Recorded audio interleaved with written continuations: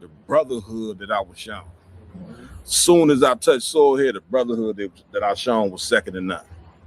Sure. You see what I'm saying? It's heavy. Like same thing with Paul. Paul was trying to go up into Constantinople. They pushed him right into Greece. Saying we got the Greece. Yeah. Everything took off. You know what I'm saying? Yeah, So, that's it.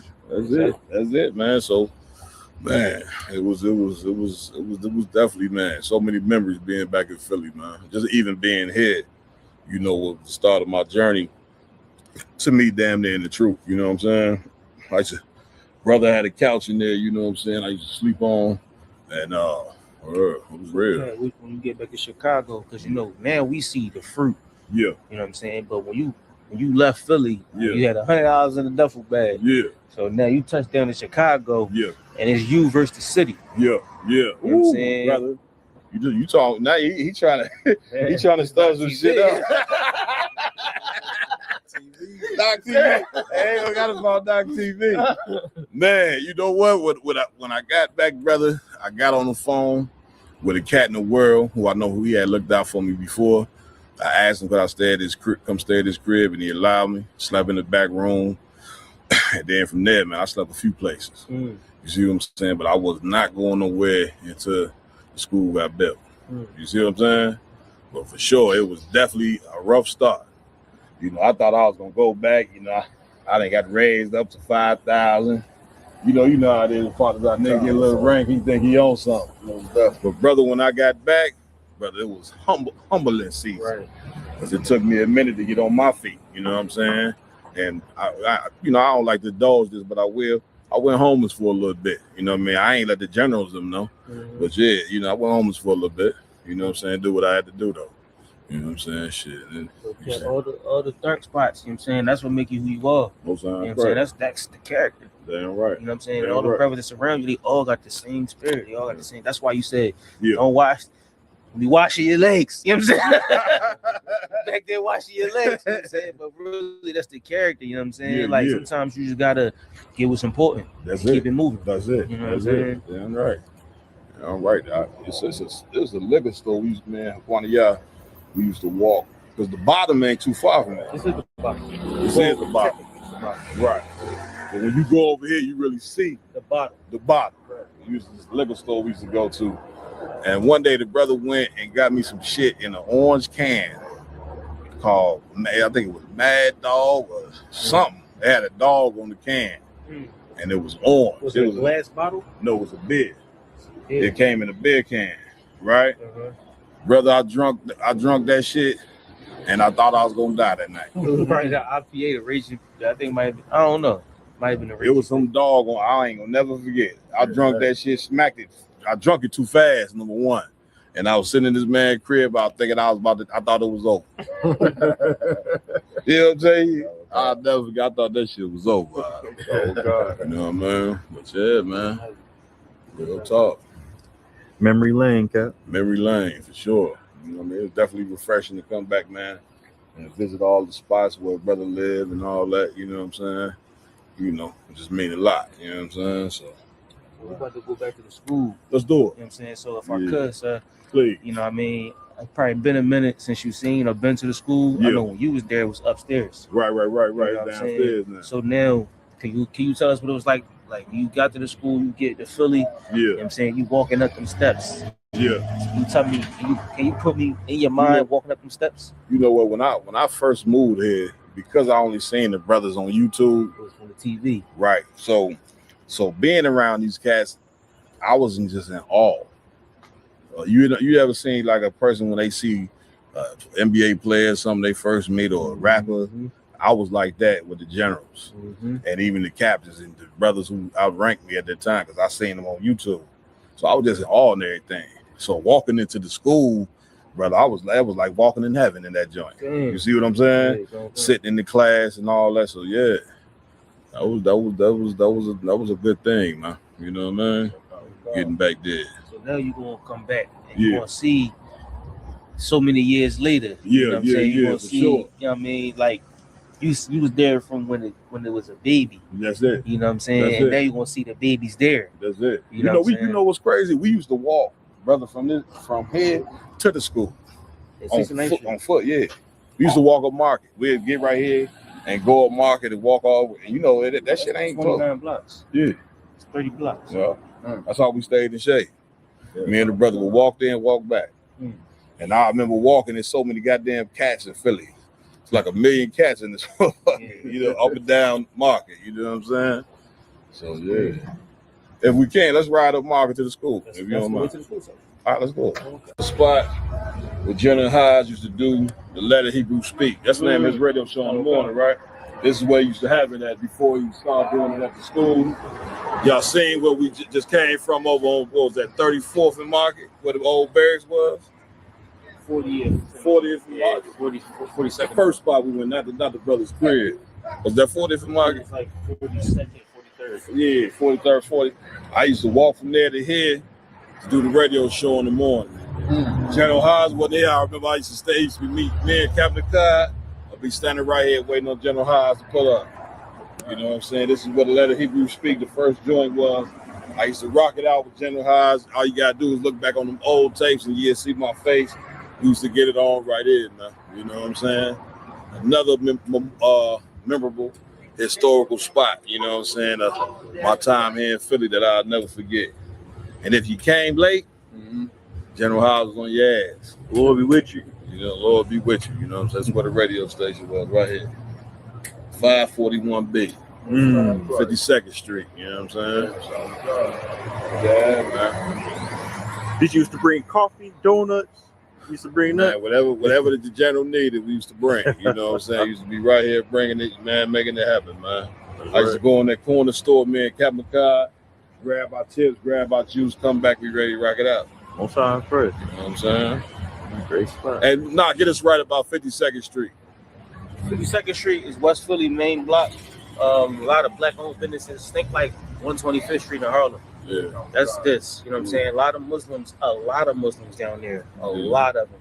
It's a lot of stores that they sell their oils and they you know, the rocks and all the fragrances and myrrh.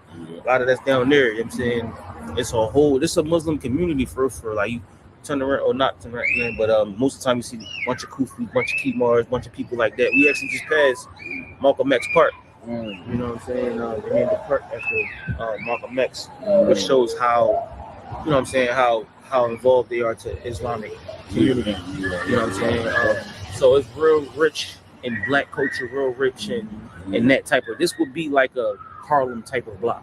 You know what I'm saying? Which make it very, very spiritual that y'all was here. You know what I'm saying? It's one of those type of situations. It's West Philly's main block. See, I can never forget it. What made me want to come over here is when we riding up Market and seeing 52nd Street. That's when it clicked in my mind. I say that's when I hit you like, man, make that left. You know what I'm saying? So yeah, go ahead, my y'all. Look, as soon as you said 52nd and Market, we turned them like, oh yeah, now this me. I'm back home. Yeah. You know what I mean? I was telling Cap back in the days, it used to be a brother that came up with a truck. You know what I'm saying? With one of them box trucks. And I used to get my Timbs out the box truck. He was selling Timbs for like $80, $90. You know what I'm saying? It was another brother that be like across the street, a little bit up from him. He had the flyest, most genuine looking bootleg you'd ever want to buy. You know what I'm saying? Back, I used to get my gear from him. Used to get my Timbs right there. When they started doing ones, the brother was selling ones for like $60. You know what I'm saying? Out the back of the truck. So yeah, man, all up and down 52nd. Market, all up and down 52nd Street, man. Like this. When I lived in Philly, this was one of the main spots. You know what I'm saying? Like you said, that brother be at. What you saying was heavy because 52nd Street used to be where the bootleggers was. Yeah, if you ever seen the Cassidy video, I'm a Hustler. Yeah, on 52nd Street, it used to be like them red Johns that go around, and they used to be underneath, like all the bootleggers would have they cloths out or they tables out. They sell the bootleg CDs, bootleg Brandy, bootleg Mace, and Bad Boy CD. You get the cassettes. Or the CDs. The CDs was $10, cassettes was $5. You know what I'm saying? You can buy anything you want on 52nd Street. Like you said, the bootleg shorts, the bootleg boots, the bootleg pants and all that. You know what I mean? So 52nd Street was definitely a staple. If you're from West or around West, you know about 52nd Street. Damn right, bro. Damn right. This is where it was, man. Another historical spot. Man, we getting it on, man. We're here with Officer Knock. We in Philadelphia, PA. Bringing back a bunch of memories. This is very refreshing for me. I needed this, me, myself. You know what I'm saying? So I think we about to head up to the school, go kick it with the brethren, man, and do what we do, man. Let's get it on, man. Y'all know how to do IHBK, Roundtable True, IHBK Chicago, IHBK Philly, the whole IHBK, man. That's right. Y'all already know what it is. Captain Marquard, man. Let's get it on.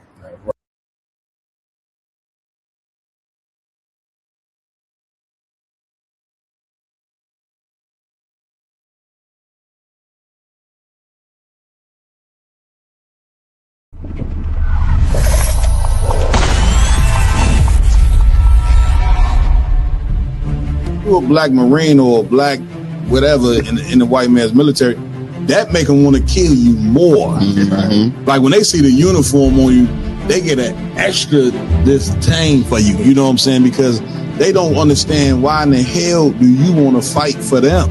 Cared enough about your trials and tribulations, the things that you suffered through, and how to get out of that. That's your history. You don't need a white man to have no remembrances for it. Yeah, man, you chastise the child too hard, or you creating trauma. Yeah. If you don't say nothing to the child, then you making them soft. That's it. You know what I'm saying? Like, it ain't no way for a black man to be right even when he is not. White people that's out there that want to help black and Hispanic people, the best thing you can do is just leave us the hell alone. They are all against you. They all want to destroy you, and the ultimate goal of all of them is to put you back into slavery and subjection. Real Nigga University in 5, 4, 3, 2, let's get it. 1.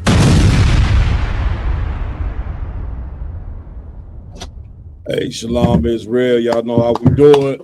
Yeah. Round table of truth back for another one. Man, it just don't stop every week. You know what I'm saying? We get it. You know what I mean? Lord allow. Just came back from Detroit, Michigan.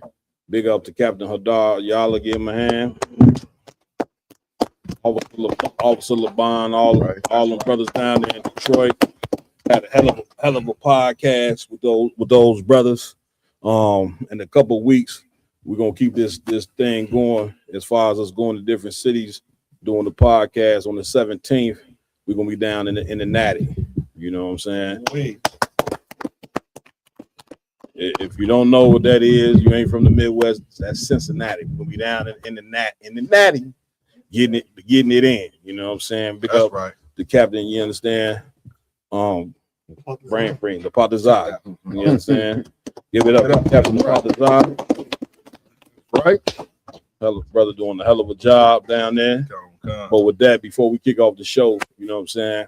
Like always, man, we got to give it up, you know what I'm saying, to the nigga God, the God of blacks, Hispanics, and Native American Indians. Right. Yahweh in the Hebrew. And of course, we got to give it up to our leader, you know what I'm saying, the head of this nation, the man that died for blacks, Hispanics, and Native American Indians.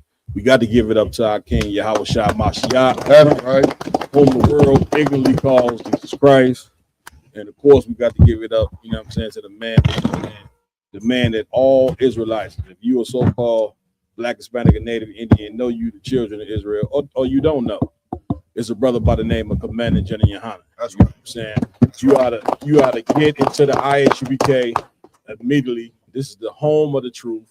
There is no other truth. There is no other camp recognized or deemed by the Most High. That's right. You understand? That's right. So with that, like always, I got to, you know what I'm saying, give it up to my hosts that rock it out with me every week. You understand? Before I get to my special guest in here tonight, I'm going to go with my host.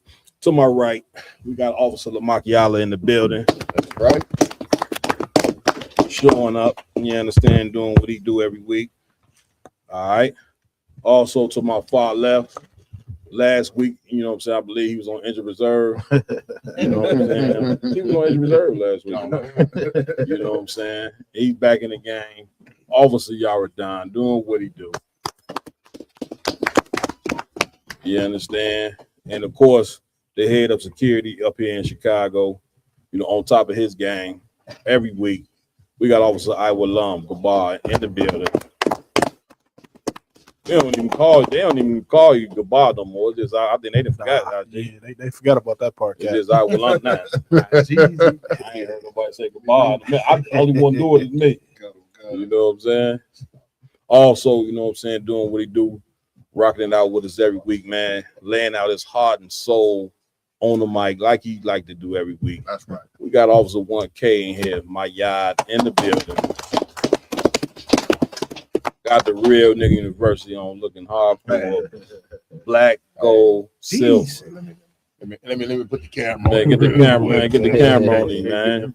Let them see that joint. Better get that diversitymall.com, you know what I mean? Is the website back up and rolling? Yeah, the website's back up. I still restructuring, but it's Still back restructuring? up. Yeah.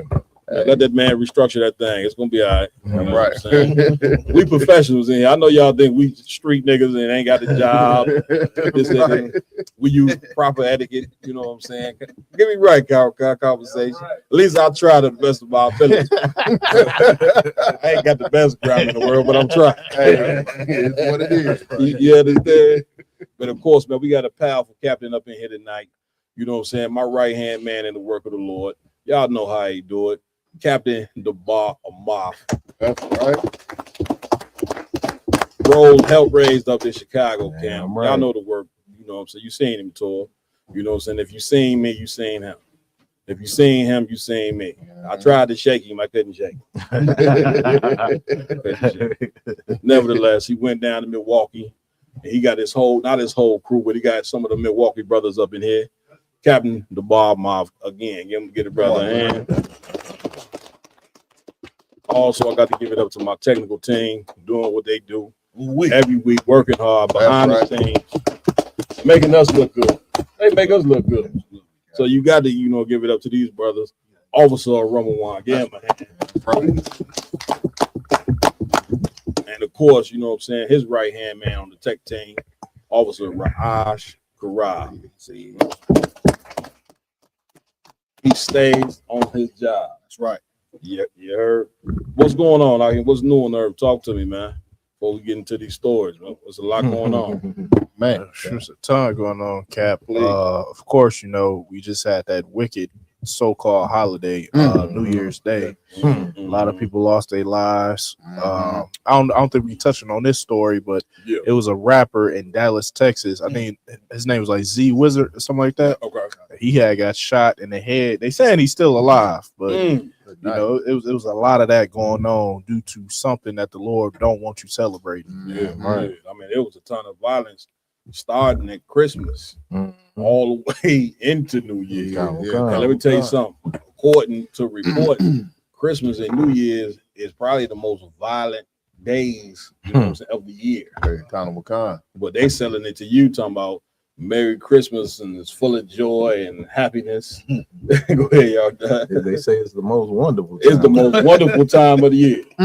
But come to find out, the most wonderful time of the year is when everybody dies. Right. Hey, Comic-Con. You know what I'm saying? It's when families, break up the most. It's when men get put out their homes because they can't afford gifts. Right. You get what I'm saying? There's your wife goes to the Christmas party and sleeps with her work husband at the Christmas party. At the Christmas party. Hey, you look that up. The Christmas party is when the most hoeing go on. You see what I'm saying? And I tried to tell you, brothers, I made a Facebook post. I told you not let her go to that Christmas party. Right. Right. She can get that Christmas bonus, all direct deposit. She ain't got to be there. Right. Pick up no check. Get me right on it. That's right. Take the bonus now. You take the money. You know what I'm saying? But it's so much hoeing that go on. You know what I'm saying, at that party that is ridiculous. So what you saying? You say the brother got shot in his head. I think twice, if I'm not mistaken. Damn. And then that's like the same thing what happened out here in Chicago. One popular guy got killed on the west side. What was his name? Y'all done? Chief Zoe. He was like chief of the Gangsters Disciples. Chief of the Gangsters Disciples. For y'all who may not know what the chief is, meaning he run the show. He the head honcho. But he got shot. He got unalived. You know what I'm saying? A couple days after Christmas. And then there was another popular guy got killed on the south side. Now this was the same night. You know what I'm saying? What was his name? 051 Woo. 051 Woo. Right? He got killed, you know what I'm saying, on the south side of Chicago. And there was just a ton of violence going on. Now, what is the lesson in all this? It's the Lord trying to show you that he ain't sanctioned none of this. Right. You understand? This is why year after year after year is so much violence and so much nastiness and so much drug addiction going on that day, because the Most High trying to show you that he didn't sanction these days. That's correct. I'm right. Like y'all keep trying to sell Christmas as Christ's birthday when it ain't nowhere in the Bible at all. You've been lying. The Christian church been able to get away with lies, brother, for so long to where that a lie have become the damn truth. Yeah, kind of. You see what I'm saying? This is why you need spiritual men, you know what I'm saying, like these brothers in the UPK that are willing to go to battle and say, no, this is wrong. Right. We ain't supposed to be celebrating this. Right. The New Year's not, you know what I'm saying, in the middle of the winter. Bloody winter. Right. You see what I'm saying? And this is why so much violence goes on. That's right. Go ahead, my y'all. Hey, Captain Salaki, General Muhammad brought out on Thursday. He said, "Did you know that the Christmas and New Year's season has the highest suicide rate of the year?" Of course. You know what I mean? Of course. Because people get thinking about relatives that passed on, failed marriages, people at home, the wife done left them, the kids done left them, all this. They get to looking at. He showed a scene from The Sopranos where Cat was at home on Christmas, looking through the family album. Right. Next thing you know, throwing that rope around his neck. That's you know what I'm saying? That's it. This is so many demons out. That's it. You know, they associate Halloween with being the most demonic holiday. Halloween is child's play compared to Christmas and New Year. Sorry, Thanksgiving, Christmas and New Year. Them 3 holidays back to back to back. It's so many people getting shot, murdered. It's so much, like he says, it's a lot of whoring going on. You know what I'm saying? Suicide going on. Children being touched is going on. While them family gatherings is going, you know, everybody Chris Rock made the joke about how, you know, on Christmas and Thanksgiving, you got the molester uncle sitting right across the table from you. That's it. You know what I'm saying? But the molester uncle that molested you, when you get drunk and you get high and y'all in there arguing and fighting and celebrating and laughing and joking and being fake family, he in the bedroom touching your kids. That's it. You know what I mean? It's just, if you Black, Hispanic, and Native American, it's just time to abolish that out of our system altogether. Right. You know what I'm saying? And listen, you can do it. You know what I'm saying? Look, we live in proof.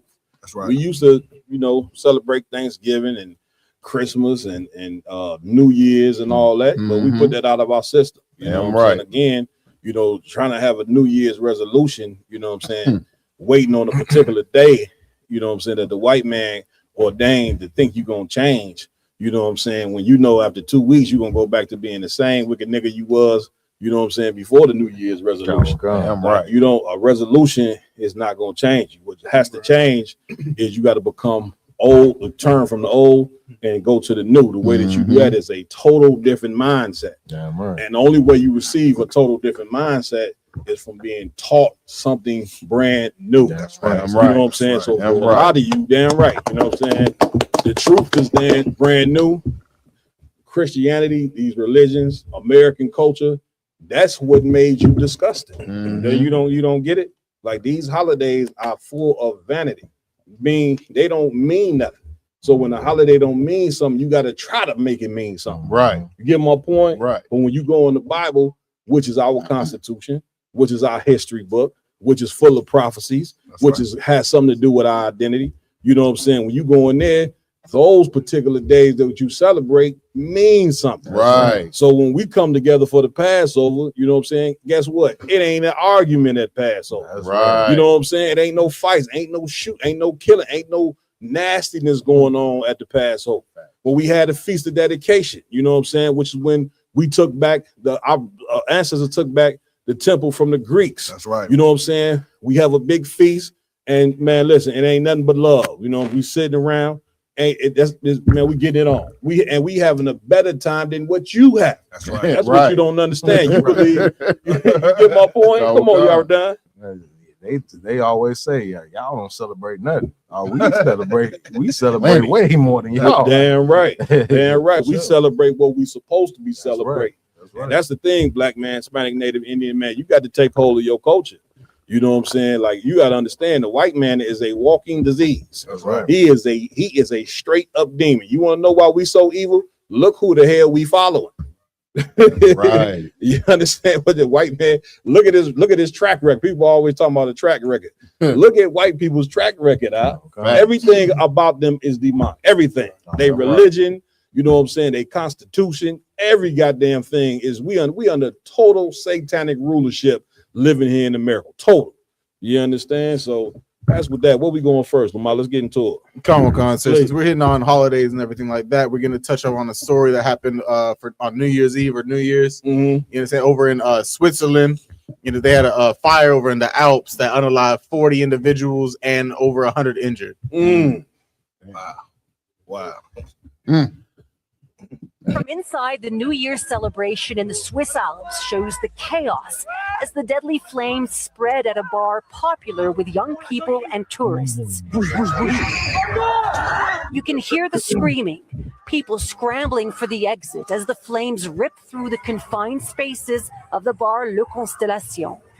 Swiss authorities say about 40 people were killed and more than 100 injured in the fire that began at 1:30 a.m.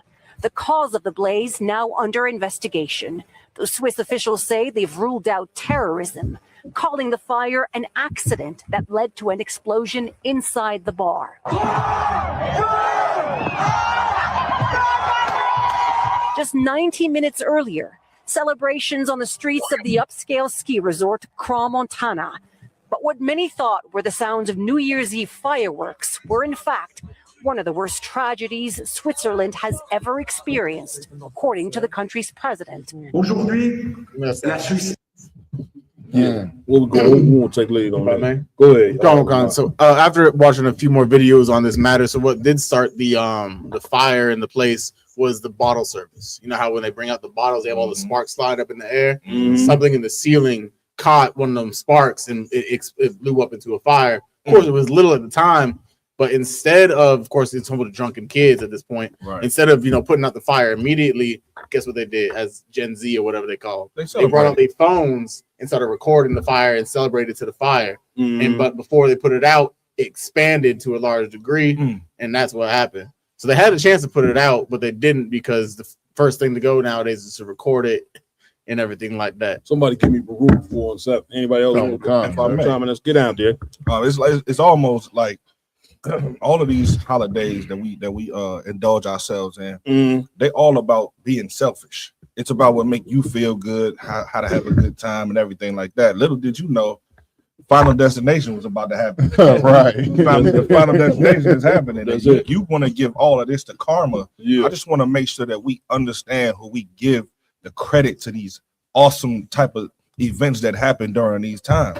This is the Lord. The men of the Lord have been on these corners, and you mock the men of the Lord. You mock the prophets of God every chance you get. But then when this happens, you don't understand where this came from. This came. It wasn't. Out of the news cat was talking about. Oh, this is a freak accident. There is no such thing as accident. There was a council about this.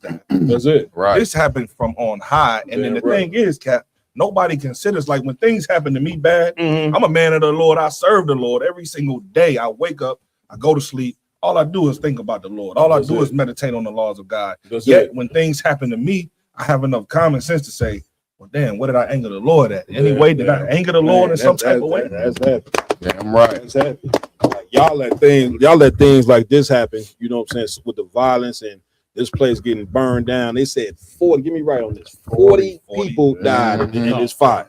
And as you can see, these assholes was filming while the damn place was burning down.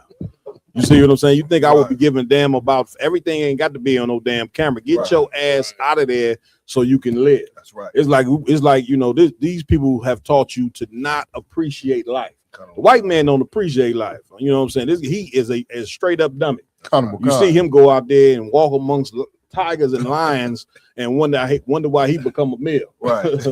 You see what I'm saying? Go get a damn mountain lion and move it in his house and feed him. And then one day the mountain lion eat him. You know what I'm saying? Or he climbing up mountains. You know what I'm saying? For what you climbing up the mountain for? For what, man? You get what I mean? So these are a bunch of silly people that we following, which goes to show that we supposed to be in charge because we respect life. That's right. Once this life hit, so reincarnation is a real thing. But nevertheless, once this life is over, it's over. That's right. So you supposed to be trying to do things to live until you can't live no more. That's right. But these holidays we celebrate, man, they teach you to search for death. Right. And that's why, like you said, it was so heavy. It burned down because the Lord ain't with no New Year's. That's right. The Lord ain't with no Christmas. You Right. understand? This is something that man come up with, and not just any man, a very evil man that just come up with these holidays out of the thin blue sky for you, because it's about you worshiping him and not the Most High. You see what I'm saying? I'm right. Give me that scripture. Anybody who got that? I got it right here, 4 and sir. 7. Read that. Khan, it's the book out of the Apocrypha. It's the book of Baruch, chapter 4 and verse 7. Go ahead. For ye provoked him that made you by sacrificing unto devils. By sacrificing on the who? Unto devils. And that's what you're doing. You sacrificing unto devils when you celebrate Christmas. Right. You sacrificing unto devils when you celebrate New Year's. Right. This is why, once again, the brother just said it. People commit suicide on these days because they feel unimportant. That's right. You get what I'm saying? The Christmas come around and they ain't got enough money to get their children gift. They ready to kill themselves. That's right. Or if they on January, if they ain't got nobody to celebrate New Year's with, you know what I'm saying? They feel horrible because they ain't got a woman, or a woman ain't got a man. Which goes to show you that these things have nothing to do with the Most High. That's right. You see what I'm saying? Keep reading. Khan. Come on with it. And not to God. And not to what? And not to That's God. it, not to God. You don't have no knowledge of God. Right. The Christian church is not the knowledge of God. Right. You see what I'm saying? That right there is a fabrication, you know what I'm saying? A made man religion that tried to marry itself to the Bible, and they've been very successful at doing it. Right. But of course, like the scriptures say, the Lord always raise up prophets. You know what I'm saying? They prophesy against these kingdoms. And it ain't no different for America. You know what I'm saying? The Lord then rose up the ISUBK under command of Jenny Hanna to prophesy against this kingdom. Because one day this kingdom, brothers and sisters, is not going to be here. So we trying to forewarn you. It's a God up in heaven that you are making very angry. Right. You know what I'm saying? When you put up that tree. You see what I'm saying? So yeah, your house gonna burn down one night. You know what I'm saying? And you and them kids gonna die in that damn house. Right. Yes, your son is gonna get killed at the New Year's party. Right. Yes, your daughter's gonna get raped at the New Year's party. Why? Because the Lord ain't with none of it. You sacrificing unto devils and not to God. And when you do that, you got to pay the price. You got to pay the boss. You know what I'm saying? The Lord is a hell of a judge on this earth. Everybody on this earth gonna do what the Lord say before it's over. Remember, the scriptures say all knees shall bow. You see what I'm saying? The Most High ain't no punk. The most High ain't Mother Nature. The Most High ain't none of these things that you got in your stupid goddamn head. You know what I'm saying? Because most of you just create God in your mind. You know what I'm saying? When the Lord left records of who he is, he left records of what he's supposed to do. But yet, you know what I'm saying? You can't overcome your own stupidness because the demon in your mind is stronger than the will of God. You know, and that right there ain't gonna work. You know, I can tell you that right now. You better shake them demons off your head. You know what I'm saying? Because the Most High, he ain't no punk, and he don't want a punk. You see what I'm saying? But I can guarantee you, black man, you keep following these preachers, they're gonna walk you right into the grave with these white people, man. You see what I'm saying? You supposed to have enough wisdom to know that, man, I'm walking in the wrong direction. Now, come on, man. A lot of you brothers know damn well you ain't supposed to be celebrating no goddamn Christmas, man. You're only doing it because you got scared of that woman. That's right. You understand? You scared to lose your kids. And if you're gonna be a man of God, you can't be. I got bad news for you. That ain't gonna work with the Lord. You can't be scared to lose no woman. That's right. You see what I'm saying? You can't be scared to lose your kid. A lot of you serving your kids. Now how that work? Right. You see what I'm saying? The kid's supposed to be doing what you say to do, but instead you scared of the damn kid. You scared to not tell the kids that this is a demonic holiday. This idol worship. You feel it your obligation. You willing to go in the hole. You willing to not pay your rent, you know what I'm saying, and go in the hole because you trying to please some damn kids instead of teaching the kids this is wrong. This is not Christ, bro. This is not true. And guess what, baby girl? I'll get you a gift when you earn it. When you get all A's, you get a gift. You see what I'm saying? Son, when you take out the garbage for 2 months straight without me telling you make up your bed, then you get a gift. Not giving them a gift, you know what I'm saying, on an appointed holiday. You are damn slash. That's why we tell you, you still in slavery, man. You get what I'm saying? Because you do whatever the hell the white man tell you to do. It's 2026. All the knowledge in the goddamn world, and you don't know that Christmas is wrong. Like, man, this is insanity, man. Where we at with anybody else? Get down, Dave, please. What's crazy? What's so heavy about what you're saying, Cap, is that we don't teach our children the reward system. Right. They like when I say we, first of all, let me put it like this: everybody got a Facebook, everybody got an Instagram. Right. When a hurricane comes through Tampa, there's a system that says I was marked safe during this hurricane. That's it. When the earthquake happens, you was marked safe during this, and everybody checking in on you. Well, here's what we need now. We need something that's going to show us every catastrophe.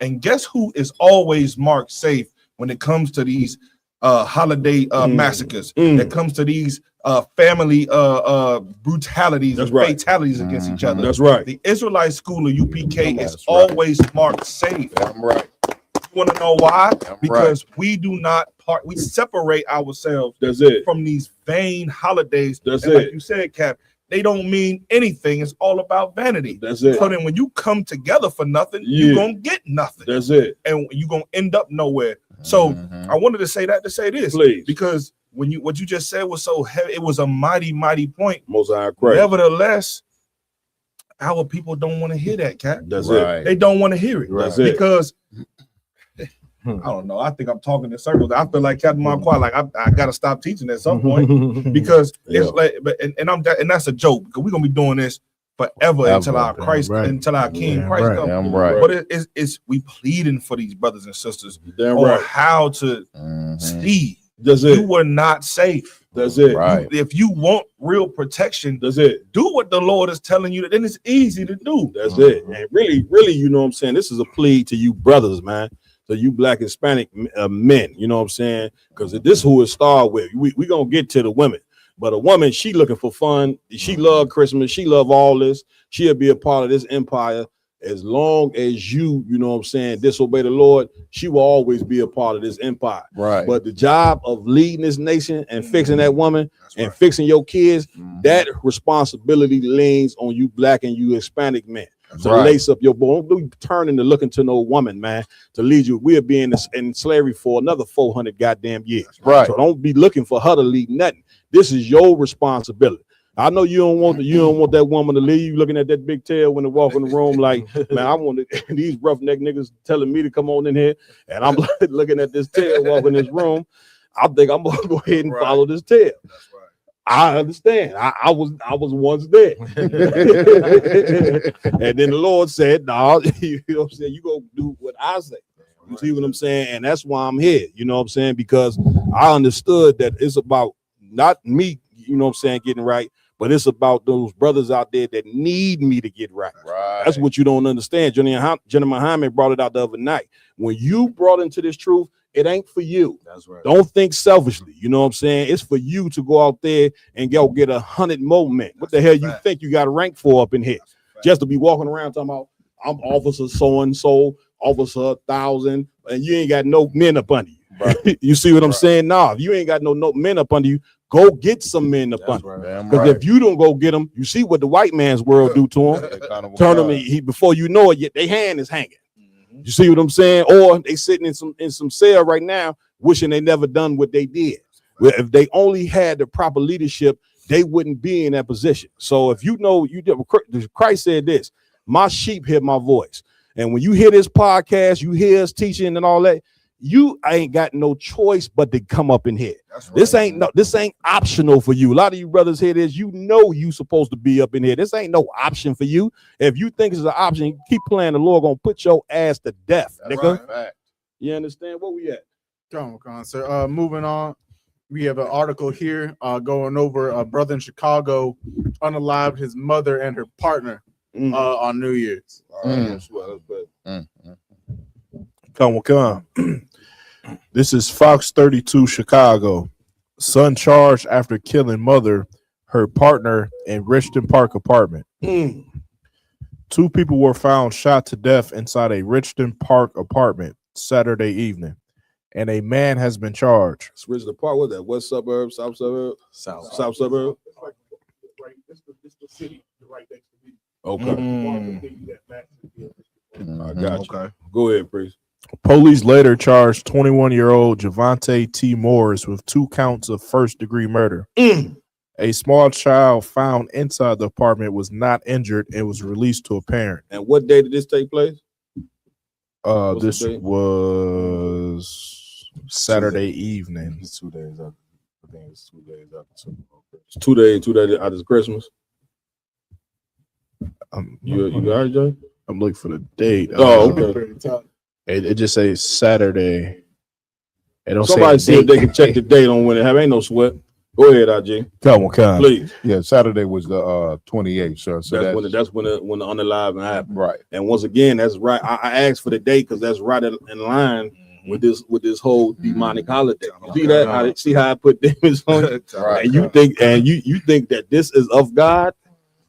Go ahead, please. Come on. What? What we know, Richmond Park police responded about 6:37 p.m. on Saturday to a report of shots fired in the 22400 block of Richmond Square Road. Determined the shooting had occurred inside a apartment in the 22500 block of Jackson Court, where they found two adults unresponsive inside the unit, and both were pronounced dead at the scene. Do we have a video on this? We got an article. It was a video I seen earlier where the neighbor, you know what I'm saying, she had heard the shots. You know what I'm saying? She was like, yeah, they was loud. She said the shots was loud, and she said she heard people screaming. Go ahead, Avalon. Prosecutors alleged the victims included a woman who lived in an apartment with her son, 21-year-old Javante T. Morris, and her romantic partner who stayed at the residence intermittently. Court records stated that in the days leading up to the shooting, Morris had repeatedly threatened his mother's life during escalating arguments about her intent to remove him from the home. According to a court proffer, the woman texted a cousin on Saturday saying Morris was talking about shooting her. Damn. During another phone call, the cousin allegedly heard Morris threaten her life. Warned of a shootout if police responded. That's it on that, sir. Yeah. Go ahead, y'all down, please. Yeah. So what the cousin was saying, she was on the phone when the whole thing went down. I got you. So she was saying, she heard the arguing, and so she was saying, like, you know, he was saying to the mother, "You call the police, it's gonna be a shootout up there." So, damn, that's heavy there. You know what I'm saying? Also, Cap, it does say investigators recovered 5 shell casings from a bedroom from victims in a 380 caliber Smith & Wesson handgun. And once again, that's right in line with that whole holiday demon. You know what I'm saying? Because why in the hell would you be talking about putting the boy out during the holidays any damn way? Right. You see what I'm saying? I mean, I don't know if it seems like that's what manifested and take place. Now, of course, you know what I'm saying, this young boy at 21, for him to kill his mother and her boyfriend and her husband, you know what I'm saying, goes to show you that he was emotionally, you know what I'm saying, unstable. You get my point? You know what I'm saying? And this is why our children are so violent, because what they're being taught, you know what I'm saying, you're not putting any substance in these children. Right. Like, make no mistake, you know what I'm saying, it's a ton of young adults doing a ton of evil, you know what I'm saying, and they doing these evil things because of how they being taught. This whole American culture and the religions we follow, even going to school, all of this have failed our children. Right. You see what I'm saying? This is what happened when you have bad parenting. You know what I'm saying? Bad parenting, it leads to this right here. You know what I'm saying? To where a child grows up and smokes his own mother. You know what I'm saying? And not just smoke her, smoke the husband as well. Right. You get what I'm saying? And, you know, get me right on this, Yaradan. He did all this in front of his 4-year-old daughter. Right. You get my point? Yeah, so she gonna be traumatized for the rest of her life as well. You see what I'm saying? Come on, Ramawan. Go ahead and play it. This is Chicago's very own WGN Midday News. The family of a victim in a double homicide in Richmond Park will gather tonight to remember the 38-year-old woman. Her son is the alleged gunman. Good morning. I'm Tamon Bradley. And I'm Dana Rebick. Patrick and Dina are off. WGN's Eric Rung has been following the developments on this story and has the latest from the newsroom. Eric. Good morning. The 21-year-old suspect has been charged with 2 counts of first-degree murder. Prosecutors say Javante Morris's mother was in the process of trying to get her son out of the apartment they shared. Just 2 days after Christmas, police arrived at this Richmond Park apartment complex after getting reports of shots fired. It was loud. My window is over there. It was loud. It was loud. I heard screams. When police go inside the apartment, they find 45-year-old Marcus Jones and 38-year-old Nevia Phillips. Both had been shot to death. She was a good lady. She was real sweet. According to Jones's family, he was a loving father of two who stayed at Phillips's apartment from time to time, along with Phillips's son, Javante Morris. Morris is now accused of shooting and killing the two. Court records show Phillips had or was planning to ask her son to leave the apartment. People shouldn't go about killing people no matter what. No matter what, people shouldn't take lives. After the shooting, police say Morris called 911 and stayed on the phone with them until he was taken into custody a short distance from the apartment. Along with the couple's bodies, police also discovered Morris's 4-year-old daughter unharmed in the apartment, who told police her father had shot her grandmother and Jones. I don't know what to say. 2 people killed? Seriously? May their souls rest in peace. Hey, where we going? My yard. Hey, Cap, if I could, this is a couple. Give me learn not to wear the heathen. Go ahead. Cap, that's exactly where I'm going with this. Other one. Well, number one, they're saying that she was planning to get him out the house. It's a whole thing where mama get a boyfriend now you got to go. Yeah. You know what I'm saying? But as far as this being the way of the heathen, the black family is the only family where when your child turns 18, they got to get out the house. You know what I'm saying? Every other family out here, what a white family, Greek, whatever type of whites you want to imagine, any Asians, Indians, East Indians, you stay home with your parents until you get married and start your own family. They use it's a foreign word to us, family economics. You know what I'm saying? Everybody go out, everybody working, everybody contributing. So we got a 5-6 bedroom house and everybody only paying like $300-400 a month. Right. All the bills paid, the refrigerator full of food, everybody got their own space. Right. But because they experiment on us, rats in the maze in the projects, they teach us as soon as you grown at 18, you need to get out. And if a sister meet a brother that still lives at home, if he 18, he 21 years old, he gets mocked. Right. You know what I'm saying? If a sister's still living at home and she 21, 22 years old, it must be something wrong with her. You know what I'm saying? That's what you're saying. It's heavy. You know what I'm saying? Go ahead, y'all, Don. Yeah, if I could too, sir.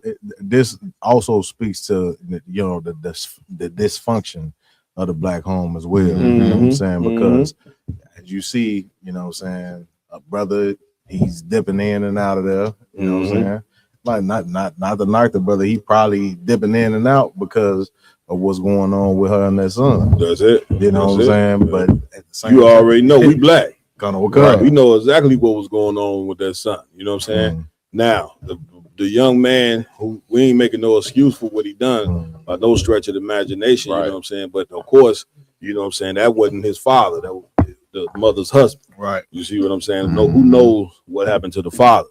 But of course, what always takes place in that black home is when that woman get rid of that man, that son becomes the husband. Right. So what she didn't realize is her telling him to get out, you know what I'm saying, means that she is putting him out his establishment. There you go. This is his home. You know what I'm saying? These little boys, when they be with these mothers, you know what I'm saying, with no father, at 10, they running the show. Right. Nigga walking around in the drawers with a peace stain and, you know what I'm saying, calling the shot. Here you come talking about you, the mother's man.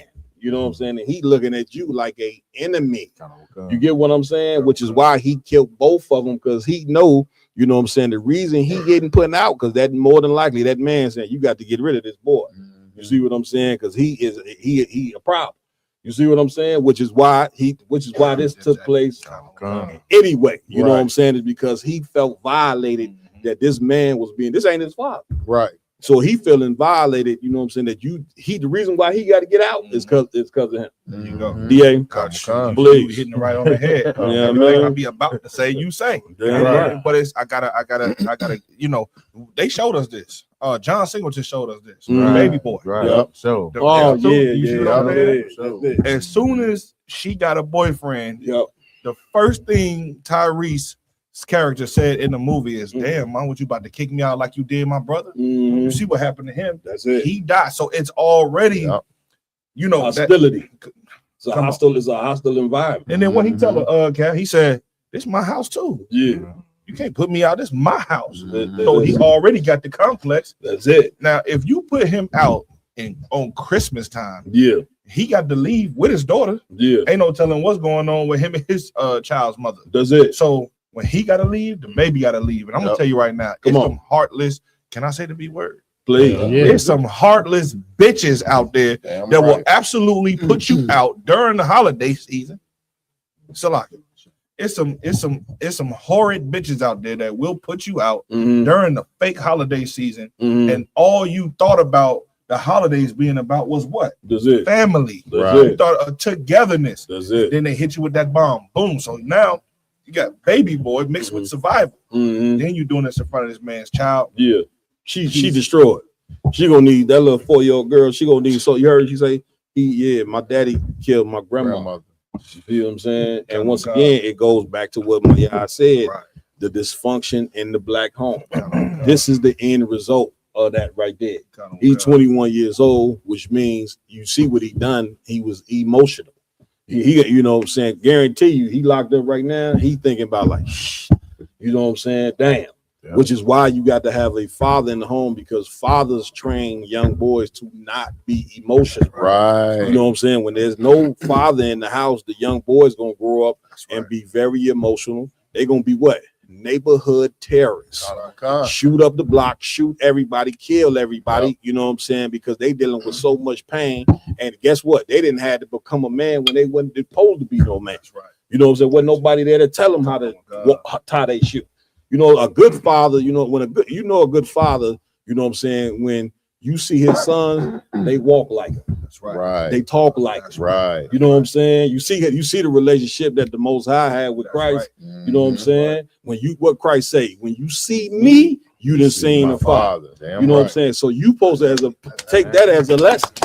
You know what I'm saying? But we have let the white man, which is the devil that the Bible speaks of. That's right. Not to say, y'all, we didn't allow this man to teach us that the women should hate the men. Get rid of them. You don't need them. Right. That's satanic. Right. You see what I'm saying? So now we constantly backsliding because we think that this is the way. That's right. You didn't let this devil convince you that a black man don't even love his kids. That's right. His very seed. You know, I just ain't never met him. Right. People tell me that they exist. I ain't never met a black man that don't love his kids. Yeah, ever. Fact. Ever. Fact.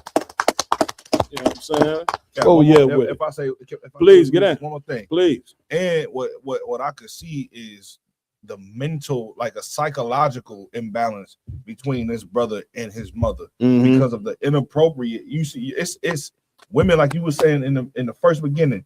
Women are having, once they put that man out the house, he becomes her man. That's it. So now it's a territorial thing. That's too. it. He got to hear you in here smashing his mama on a nightly basis, when in his mind that's his woman. That's it.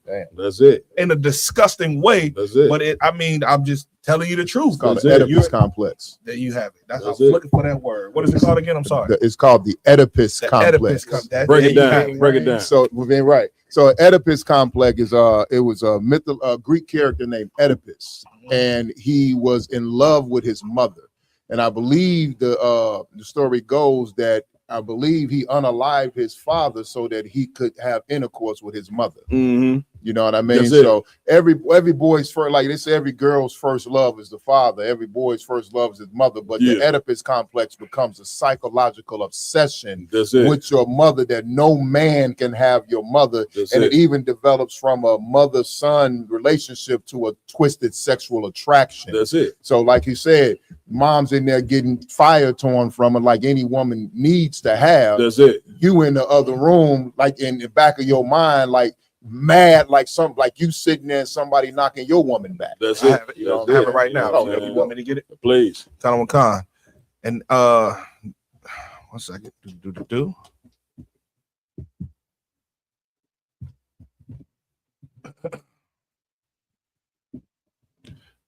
All right, Oedipus complex. The Oedipus complex is a concept from Sigmund Freud's psychoanalytic theory. Describes a child's unconscious desire for the opposite sex parent, e.g., a son for his mother, and rivalry between the same-sex partner of the parent, i.e., son against his father, during the phallic stage, 3 through 6. It's named after the Greek myth of Oedipus, like you said, and is resolved when the child identifies the same-sex parent, influencing gender identity in future relationships through the theory of controversial and the theory is controversial and it evolved. So basically, yeah, everything you said was right. The female, the mother in the situation, this child thinks that that's his woman. That's it, and he has a problem with any male that comes around. She putting him out of his house. That's the point. It's like a man, you know what I'm saying? When a woman's with a man, you know what I'm saying? Right. She's in a relationship, in her ignorance, she gets rid of the man and think that just ain't nothing gonna happen. You know what I'm saying? When the Bible says a woman is a man's proper possession. You know what I'm saying? A man look at a woman, you know what I'm saying, like a pot of gold. You see what I'm saying? Like this belong to him. You see what I'm saying? And because we don't got no knowledge of the Lord, a woman don't understand that. And a man who get with a woman, you know what I'm saying, that left a cat, he don't understand it. So a lot of times you brothers, you know what I'm saying, walking into a damn death trap and don't even know it. See what I'm saying? She just, he ain't gonna do nothing, this, that, and other, and then you end up getting unalive. Right. See what I'm saying? And so that you brother, you know what I'm saying? This right here was totally satanic. You got that scripture? Yeah, read what you got. Khan, it's the book of Jeremiah, chapter 10 and verse 12. Come on. Thus saith the Lord, learn not the way of the heathen. Learn not the what? The way of the heathen. Learn not the way of the heathen. The way of the heathen is Christmas. Take gifts and put them under the tree, and you don't even know why you putting them under the tree. You up there, you breaking your back at that job, you know what I'm saying, to go get gifts for something that you don't even understand. Right. Read on. Come on. And be not dismayed at the signs of heaven. Be not what? Dismayed at the signs of heaven. Keep reading. For the heathen are dismayed of them. The heathen are what? Are dismayed of them. White man look at the stars and he got telescopes looking at outer space and saying, man, the earth is going to end in 100 years because an asteroid is about to shut up, dummy. The Bible says, you know what I'm saying, the earth abide forever. It ain't never going to be destroyed. Once again, this man don't got no knowledge. You know what I'm saying? Y'all stop looking at the white man like he's intelligent. He ruling, you know what I'm saying, because he's the earth's #1 murderer. He's the earth's #1 liar. You understand? He's the earth's #1 thief. That's why he ain't ruling because intelligence. You know what I'm saying? The God ain't with him. You know what I'm saying? And here's what you got to know. God is supposed to be with you, black and brown man. But because you forsook the knowledge of the Most High, the Lord said, okay, I'm going to take a man and a people and a cruel people. This is Deuteronomy. I'm going to take a man and a cruel people and set them on high over you to where you ain't going to have no power to come up against these people. Damn right. Y'all done? Yeah, if I could, sir. Please. Just to piggyback on what you're saying, sir. Like it was a famous director, Rob Reiner. He just got unalive. You know what I'm saying? Like by his son. Like mid December, if I'm correct, whatnot. You know what I'm saying? This is a normalcy for, you know what I'm saying, the oppressors to do. Right. You know what I'm saying? It's unheard of in the black community. Come on. For you to unalive, you know what I'm saying, especially your mother. Right. You know what I'm saying? That's unheard of. Right. Somebody said Canunya. Is that you, Canunya? I thought it was somebody. Yeah. You got a question, priest? Priest, come on with it. Please. Salakia, sir. Please. Okay, so in the case of like just an unruly child, you know what I mean? Like just hell bent on celebrating these wicked holidays, and you know what I'm saying, hell bent on just doing everything the opposite of what the parents say. What would you say about that? It depends on the situation. You know what I'm saying? Like an unruly child. What would be? Give me the scenario of the unruly child. Okay, so just an example like of a dietary law, right? Say if we can't eat this certain food, but she or he continues to try to eat that, and how old? That's why I say, is this a child? How old is like the a child? teenager, like 15, 16? Yeah. Well, if your child, first thing and foremost, you got to be able to from young teach your child that they going to do what you say, and the child gonna do what you say if you catch him young. Here's my point. Did anybody have to force you to celebrate Christmas? Did anybody had to force you to celebrate Easter, Thanksgiving? Anybody up here? Why did everybody in here celebrate these holidays?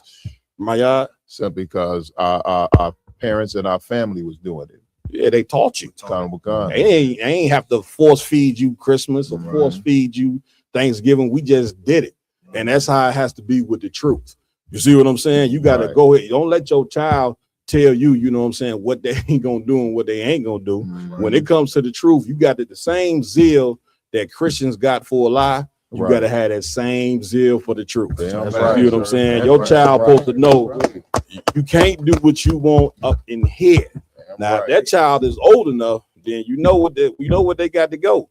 You know what I'm saying? If you can't follow the rules in here, then you can go outside and do whatever the hell you want. But when you walk through these doors right here, you're gonna do what I say. That's why I don't understand. So a lot of brothers and sisters, they come into the truth and then they give their child an option to do what the hell they want. You see what I'm saying? And what you don't know is the Lord is gonna charge you for allowing that child to do what they want. You see what I'm saying? Because you wasn't, again, I'm taking it right back. You ain't had no choice but to celebrate Christmas. You ain't had no choice but to, you know what I'm saying? A lot of people ain't had no choice to go to church. They went to church, and even though they trying to tell their mother and them that they getting molested, they still bringing them every Sunday. You see what I'm saying? So why would you give your kid an option on coming to a high holy day up in here? Why would you give your child an option on coming to a feast day up in here? If you ain't got enough of the same zeal that Christians got for a lie, what the fuck you doing up in here? That's right. That's I hope that was a good enough answer. If I could, there's a scripture about it. We're gonna move on because we'll be all night on the same topic. You good, Kananya? Con, sir. The what? Move on. Where we going next? Con, sir. Let the brother finish the scripture. Go ahead. Who else read? Salaki, sir. Finish that scripture, my God. Khan, please. For the heathen are dismayed at them. Take me to the meat. Khan, verse 3. Go ahead. For the customs of the people are vain. The customs of the people are what? Are vain. Meaning they mean nothing. Read. For one cutteth a tree out of the forest. The work of the hands of the workmen with the axe. Talking about that tree you put up in the house. When it says the works of the people are vain, you believe that if you don't celebrate Christmas, God ain't gonna be with you. That's why the Lord say the custom of the people are vain. It don't mean nothing. Read. Khan, verse 4. Go ahead. They deck it with silver and with gold. Brother, when I found out that this scripture was in the Bible, I said, Lord, hey, Khan, sir. You see what I'm saying? You mean to tell me this Bible been around for this long and Christmas is in the Bible? Anashwan, Christmas in the Bible, Anashwan, and it's in there not to do the goddamn thing. Read. Khan, they fasten it with nails and with hammers that it move not. Go ahead. Verse 5. They are upright as the palm tree. Go ahead. But speak not. The what? But speak not. Why is Jeremiah trying to tell you putting gifts under a tree like the tree talk? God. Right. You give gifts to people, man. You understand that? What you put the damn gift under the tree for? Like in the scripture, he say it do what? It speak not, right? Salaki, sir. They are upright as the palm tree, but speak not. But do what? Speak not. You giving a gift to a tree like it talk. Thank you. The tree don't say thank you. Yeah. Right. Appreciate that, bro. Like, man, we become like religion. Let me tell you something. Listen to me good, man. Religion makes a man dumb. Damn right. It makes you understand? Any more on that? It's a little bit if you want to drop No, that's it. Where we going, Lamar? Next. Con. So next up, we have a video going over a black woman speaking about a black man's struggle in the South in 1968. Let's get it. Let's get it. Still make a living on this land. Because I just don't understand why it all belonged to the white man. So much about it I don't understand. How can he become to own something that wasn't his from the beginning? I don't know how and why. I got it right He here. didn't. I'm right in the curtain. He didn't cultivate it all by himself, and whatever it was that causes him to be rich now, well, he didn't do that all by himself. Well, I think that he should share it. Tell you another reason why we should share some of it, because just they say their people fought and died for this land. Well, some of our people did the same thing. Our men went and fought and died for this land just as well so as they did. Once upon a time, there was no machinery, and Negroes went into these lands, into these say woods and bayous, and they cleared away all these places.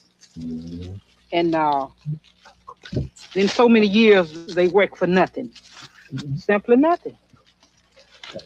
And the rich man, white man, he gotten rich. So I figure the black man should have a chance to make a decent living. Man, goddamn, man, give it up. You know what I'm saying? I'm coming to y'all, G. First and foremost, man, give it up to Thawago Bar there in California. If you have not tuned in to the brother Authentic Truth, you know what I'm saying, check it out on YouTube, Facebook, on all social media streams and platforms. Authentic Truth. Big shout out to the brother for bringing out this video. I want to say that first and foremost. Come on, IG. So kind of the sister was saying, like, you know, some things she don't understand about white people. It's a lot of things in the earth that black people don't understand. That's a fact. And until you understand this one point, you going to be in a state of confusion. Damn right. If you do not serve the Most High, damn you right. Continue to celebrate Christmas, New Year's, be LGBTQ, drug addicts, hand in hand with white people. That's it. You gonna be on the bottom of society. That's right. There's no way around it. Go ahead, Lamont. Talk about May. Please. One thing I take out of this video is that right now or back then, women cared about black women cared about the plight of black men. That's right. You know, they cared about the unjust things that happened to them by the so-called white man and our oppressors. That's it. Because in 2026 now, our women don't give a damn about the struggles of a black man. Right. That's a You understand? So I just want to give it up to the sister right there for actually having enough heart and empathy for her male counterpart. That's it. You understand? Why, like DA said, she doing all this. Why she's picking cotton? See what I'm saying? Why she out there, you know what I'm saying, picking the goddamn cotton, she bringing out and saying nothing but the truth. But she said something so heavy, which is she don't understand why. Right. You know what I'm saying? Why, you know what I'm saying, the white man gets the benefit and why the black man don't get the benefit. Well, sister, what's beautiful about the question is that we have the answer. That's what's beautiful about the question. That's why we call it the Israelite School of Universal and Practical Knowledge. Y'all gonna understand, you know what I'm saying? This Israelite thing, man, this is being an Israelite is part of Black and Hispanic culture. And let me listen to me good. We ain't going nowhere at all. All that fake shit you've been following, all that fake you've been learning.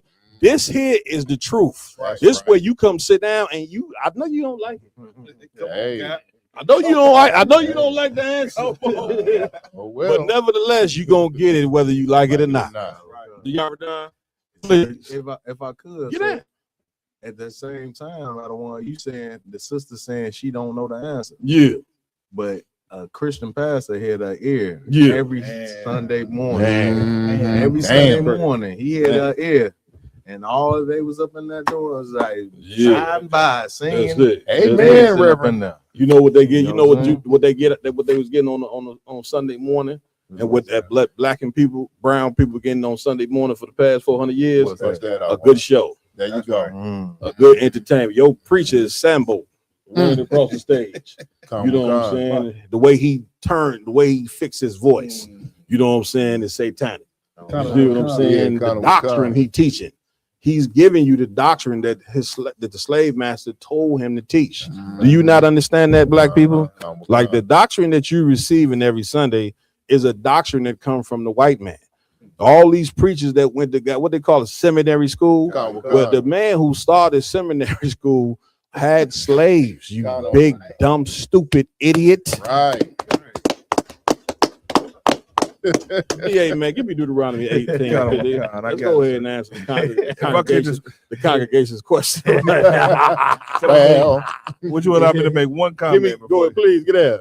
And it was this, they was picking cotton on color TV. Yeah. Now, let that sizzle in your spirit. That's it. Damn. That's it. Good. And you know, she said something heavy. She said at one point in time, I would assume she was getting paid. Right. She said at one point in time, our people was picking the cotton for free. That's right. You understand? And then you sit back and you say, well, how did these people, how did the white man get ahead of the black man so much?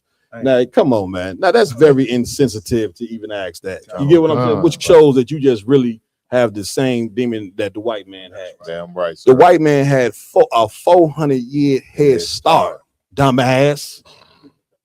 You wonder why we ain't on an equal playing field. The man had 400 years ahead of blacks and Hispanics. Right. You know what I'm saying? And then you saying, well, why the black man can't do this? Why the black man? You get anybody 400 years, they gonna be ahead of you. You see what I'm saying? Which that means is what? The average white boy is born, you know what I'm saying, to an inheritance. That's right. And sir. where does his inheritance come from? You looking at it right now, forced labor. You know what I'm saying? Your ancestors was forced to build up white people's wealth. That's right. You see what I'm saying? So don't stop asking us what happened to the black man is being oppressed day and goddamn night. Right. Come on, call it old money. Please. Kind of one Give me 15 first. Kind of one con. Let's go. Sir. Deuteronomy chapter 28, verse 15. Let's go. But it shall come to Read pass. 28 and 1 first. Let's Kind of read one that con, part first. Read. Deuteronomy chapter 28, verse 1. Come on. And it shall come to pass if thou shalt hearken. Hearken means if you shall listen to the nigga God. The nigga God, just for those who may not know, when y'all hear say that, y'all be like, oh, y'all ignorant. Nah. You know what I'm saying? That's the same God of Abraham, Isaac, and Jacob. Right. That's all. Read. If thou shalt hearken diligently. Diligently, you know what I'm saying, means, you know what I'm saying, with all attentiveness, man. That's right. You know what I'm saying? If you will listen to the Lord, read unto the voice. Come on. Of the Lord thy God. And the voice of the Lord thy God at that time was Moses. That's right. You don't understand. The voice of the Most High is always a prophet. That's right. It ain't the stupid voice in your head that you talking to every day that got you burning sage. You know what I'm saying? And right. You know what I'm talking about? Yeah, you got a personal relationship. But then what about the rest of the million people out here? You got a personal relationship. What about the 40 other million black people? Come on. They ain't got no relationship. But you got a personal one-on-one. Read. Schizophrenia. I'm sorry. Come on. To observe and to do all his commandments. Some of his commandments. All his commandments. A portion. All his commandments. Yeah, that all of them. Read. Which I command thee this day. A command is an order. Read. That the Lord thy God will set thee on high. The Lord thy God will set thee on high. Blacks, Hispanics, and Native American Indians, you will be on high. That's right. Above. Equal. Above. Because we've been taught in this country to fight for equality, because I won. Damn right. You know, the civil rights leader, we fighting for equality. We shall overcome. The civil rights leaders was the greatest niggas of all time. These niggas been worse than everything. After the civil rights movement, they killed your leaders, Right. and then took crack and heroin and threw it in your community and say they overcome that. Right. Damn. Damn. We ain't And you overcame niggas talking it about the civil, you having crocodile tears over some niggas that pushed you further into slavery. Right. Read. Above all nations. Some nations. All nations. You would be above the white man, the Arab, the Chinese, the African. To a Christian ear, they hate to hear that. Come on. Above other people, that don't sound like God. Right. See, brother, you misinterpreting that right there. That's a misinterpretation. What verse in the How Bible else you you want me to take it? It say above all nations. Read.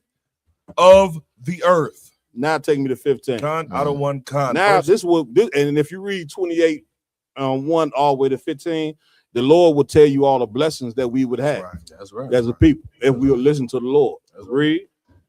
Deuteronomy chapter 28, verse 15. This is the answer to sister's question on why the white man is above the black man. Read. But it shall come to pass. But it shall what? But it shall come to pass. Keep going. If thou wilt not hearken unto the voice of the Lord thy God. If you don't listen to the Lord's prophets. Read. To observe to do all his commandments. Do what? To observe to do all his commandments. Read. And his statutes, please, which I command thee this day. Go ahead. That all these curses, all these blessings, all these curses, this, black people, you know that them generational curses that you talk about, well, this is where they come from right here. Generational curses come from God, black people. Right. You know what I'm saying? It comes from disobeying the Lord. It comes from celebrating Christmas. That's right. It comes from, you know what I'm saying, eating pork, shrimp, crab, and lobster. It comes from being a homosexual. Right. You understand? It comes from doing all the things that the Lord said not. It comes from interracial dating. It comes from putting the man out the goddamn house. Right. You understand? It comes from sleeping with another man's woman and then making a rap song about it. You know what I'm saying? And all this, these different things like this. Read. All these curses shall overcome thee and shall come upon thee. Go ahead. And overtake thee. Is that in on that? Sir. Keep reading. Verse 16. No, don't read that one. Okay. Take me to the one about where they being where we ain't gonna benefit. This is going right into it, sir. Okay, go ahead. Verse 16. Go ahead. Cursed shall thou be in the city, and cursed shall thou be in the field. Cursed shall thou be in the city means all these inner cities, you know what I'm saying, where you at, you on the bottom because you cursed by the Lord. Cursed in the field meaning you whether you in the city or in the south.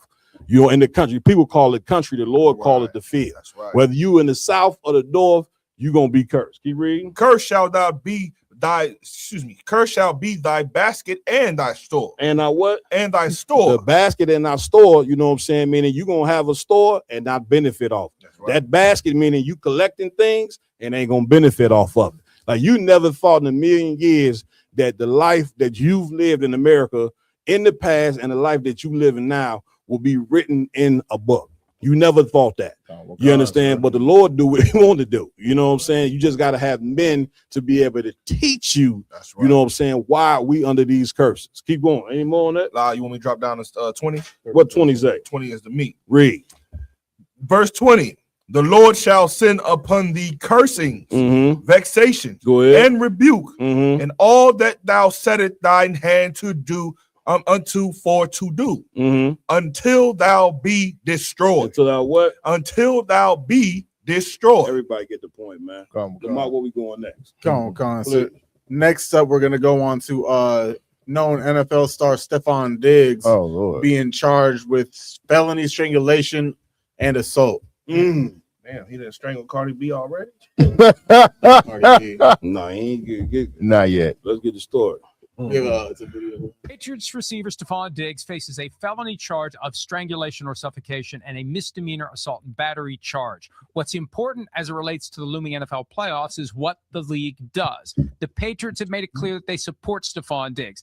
The league has the power under the personal conduct policy to conduct a preliminary investigation and, if it so chooses, put Diggs on paid leave. Technically, the commissioner exempt list. If the league would do that, Diggs wouldn't be available to play until the league decides otherwise. And it could happen quickly. It depends upon the allegation. Now, Diggs' lawyers are trying to keep the police report sealed. That won't be good enough for the NFL.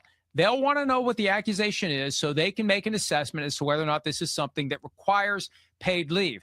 And it is an important competitive question as the playoffs are looming. Diggs has been productive for the Go ahead, stop it 1 second. Go ahead. They're going to keep talking about NFL. So on that, I have a little bit right here, if I may. Get down, Lamar. It says Diggs is scheduled to be in court on Friday, January 23rd for his arraignment. That day falls 2 days before the AFC Championship game. A woman was working as a private chef, filed charges on December 22nd after the alleged incident on December 2nd. You know what a private chef mean out there, right? Y'all brothers and sisters. I ain't got to break that part down. Hey, Cap, go ahead, please. So I saw a picture of the private chef. Yeah. And it was a meme that said, there we go right there. Good. That's the private chef. Now, why he need he had a private chef with a BBL? Yeah. She was cooking. I guess why she was cooking. He just walked right past that, ignored that. It wasn't on his mind. Go ahead. The woman told police that Diggs entered her bedroom and smacked her after they discussed money he owed her. She also said that she attempted to push Diggs away and Diggs tried to choke her by placing his elbow around her neck. The woman also claims that Diggs' assistant tried to get her to sign a non-disclosure agreement before she received her payment. Damn. That's lucky, Cap. Go ahead. That sounds like IUIC. That kind of that NDA is it's a demon that come with that NDA because they know off the rip something that don't need to be reported that they don't want to be caught with. They about to be doing it to you. So why in the hell, if I want food, what, like you said, why am I going to hire a chef with a BBL? Because the internet done showed me that I want my chef cooking naked off the rip, and I want to have personal relationships with this woman. What did Bill Clinton say? I did not have personal relations with Monica. What that was it? That woman. With that woman. You want to do that with the chef. So you know what you got to do, Kat? Yeah. Hey, sign this real quick. Because whatever I want to do to you, I won't be able to do it to you. And you ain't getting paid until I can do it. And she probably wasn't with it. Well, listen, man, we don't want to convict him, man. You know what I'm saying? I guess right now these just allegations. You know what I'm saying? Allegedly these things happen. We don't know if the brother did it. You know, brothers get accused of things they didn't do all the time. You know, sometimes they did it, sometimes they don't. However, if they true, this don't look good for the brother. You know what I'm saying? And of course, you know what I'm saying, if you strangling a woman, you know what I'm saying, that means you're overly emotional, you know what I'm saying, for the wrong reason. You get my point? Ain't no man just strangling no chef that come there to cook. He's trying to call. You see what I'm saying? Like, well, you strangling her because she ain't cooked the steak right, or are you strangling this woman because you know what I'm saying, romantically involved? Right. Y'all done? Yes, sir. If I could too, Adam One, the thing of it is too, the element, you know what I'm saying, that we was just talking about with slave master. He want to be able to, you know, reap all the benefits that he can out of it. That's why he prolonging it. If this was a team, let's just say that, you know what I'm saying, this is one of the lower tier teams on in the league. This wouldn't be a discussion right now. These would be locked up somewhere right now. Come on. Hey, the Patriots just so happen to be in first place. Gotta work Right. Mess up the whole team. We got to investigate this. We got to investigate this deeply before. If he was on the practice, squad, he'd been handcuffs already. Go ahead, LeBron. I was going to say, the crazy thing is that the allegations are he tried to enter her bedroom. Yes, like for the whole point, like her bedroom. That's what kind of blew my mind. Is like where is this scenario at? For him to even be anywhere where she has a bedroom at. That's it. Wait, so like I said, where was that? She was a live-in personal chef. So he didn't come to her home and barge into her bedroom. He came home to that BBL. And according to original reports, it all started over an argument they were having over text. So this started with some text messages that they were arguing over text, and then when he came home, allegedly it was over text, and allegedly when he came home, he yoked her up. So in the investigation, what the meat of the investigation is going to be, is what were they arguing about over them text messages. That's it. Go ahead, please. Instead of calling her your live-in private chef or personal chef, why don't you just do what frees you and call her your other wife? Because allegedly, because that's all she is. Right. You got a room in your house and she cooks for you, brother, and she's giving you the cakes. You in the box. Allegedly. Allegedly. Why don't you just do what frees you? You got multiple wives. Cardi B ain't tripping. She already said she ain't. Hey, come on. They go to interview right here. You know we're gonna pull Cardi B. Right there. You know what I'm saying? Because this is the brother, you know what I'm saying, that had 3 babies. He had a baby with Cardi B and then had 3 other babies outside of Cardi B. At the same time. At the same same time. This brother, listen, this brother here is listen. We can't knock him on this. I ain't mad at you. Right. Listen, Stefon, brother, I ain't gonna knock you. You getting a lot of tail out there. Stefon digging. You know what I'm saying? But listen, the one thing about getting a lot of tail, you know what I'm saying, which a man having more than one woman is not unlawful. That's right. You know what I'm saying? But you got to make sure each and every woman that you get, you know what I'm saying, is right. That's And right. you know what I'm saying? That's right. A woman, you know what I'm saying, that's getting the BBL, you know what I'm saying, getting, you know what I'm saying, silicone put in her ass, you know what I'm saying, she ain't gonna have the best mind. Right. You get my point? Yeah, So that's you, right, you're gonna sir. be arguing, you know what I'm saying, with a woman that's doing that. So, you know what I'm saying? What we at with? Cardi B. Please. I wish you would have said this about Offset. Yours? I already had a baby. Y'all want me to put my baby back in my... So Cardi B isn't getting backlash online from That was fans it. surrounding. That's all? No, it was more. It was more.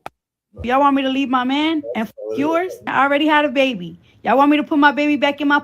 So Cardi B isn't getting backlash online from fans. It was a surrounding the video where it was relationship longer with when she, Stefon Diggs. you know what I'm saying? But nevertheless, you know what I'm saying? Y'all got the point.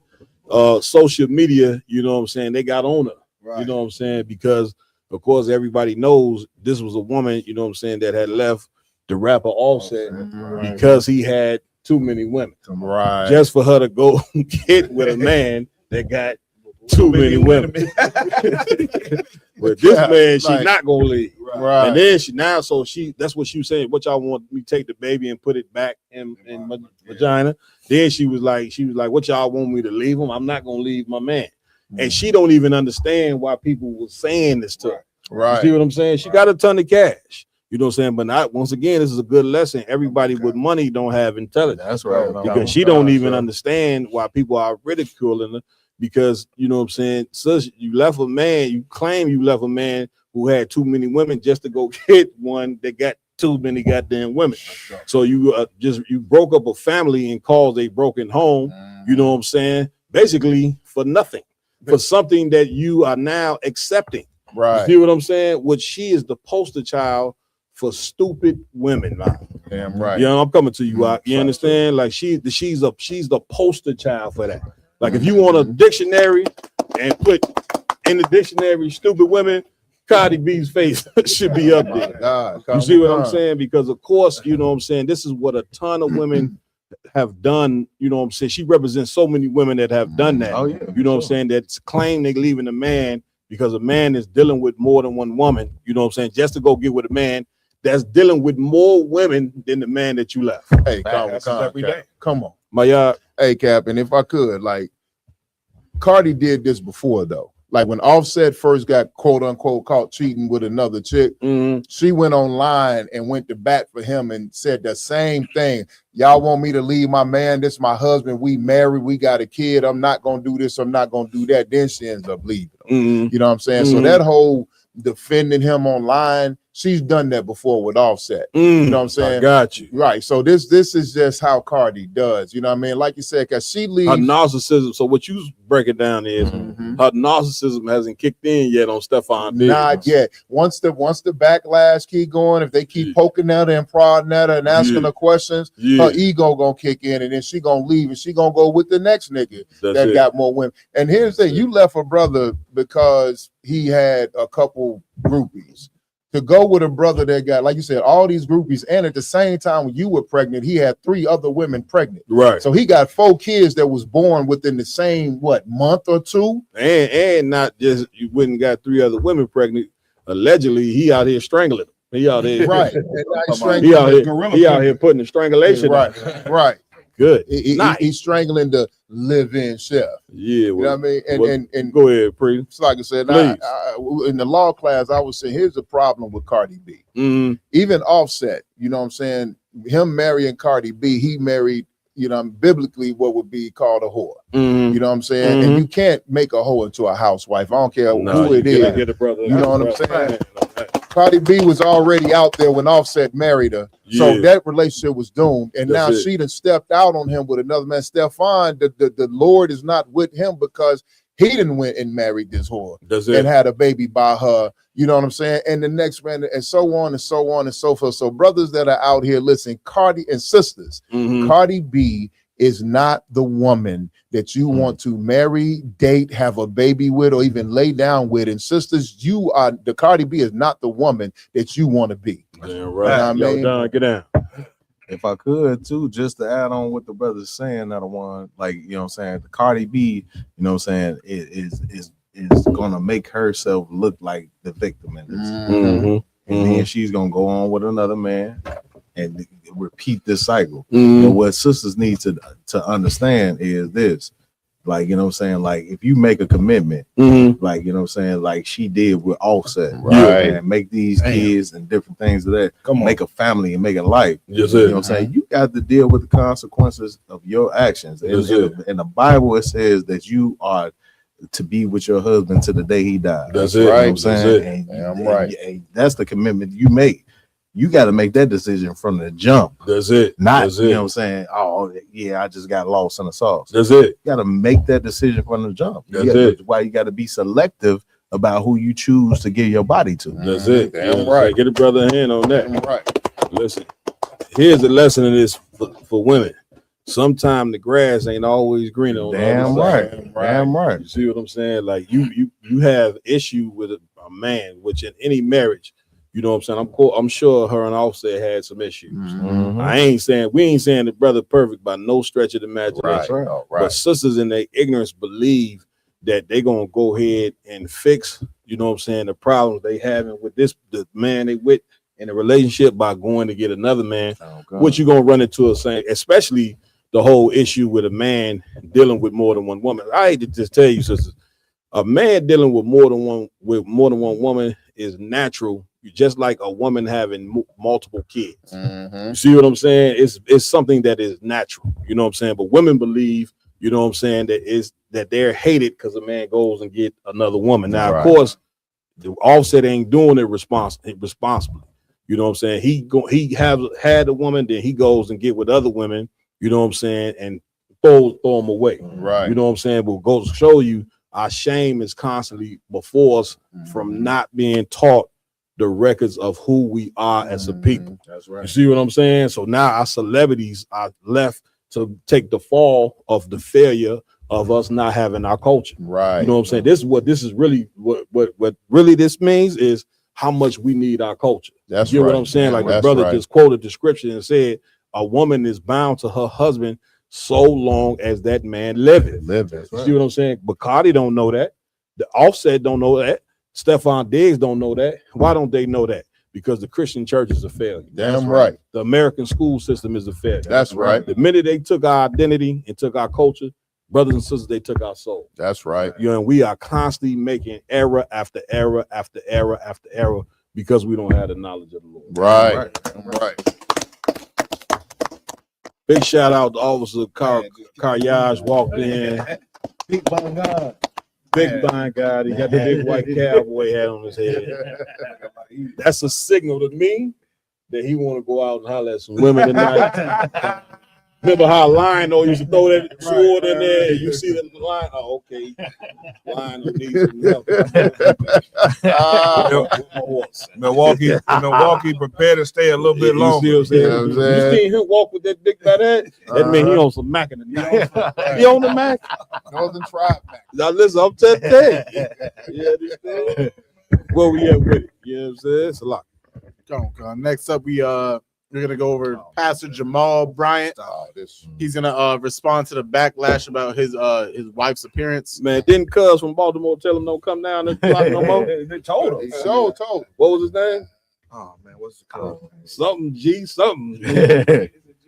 Yeah, Gino Jitty. No, I'm talking about the cat from Baltimore told him, man, don't bring your ass down there. You can't come over. You can't come over here no more. Yeah. You got to check out that video. Check G. Look like a man. Pastor ain't listening. It's like, Go ahead, play it. Like first, we see what the sister had on while he defended it. Please. Let's see what the sister had on first. So that's it's unlawful because that's good for context. That shit unlawful as hell. That's good for context. And Jamal Bryant, he looked like a cat that been touched and molested. If I may, go ahead.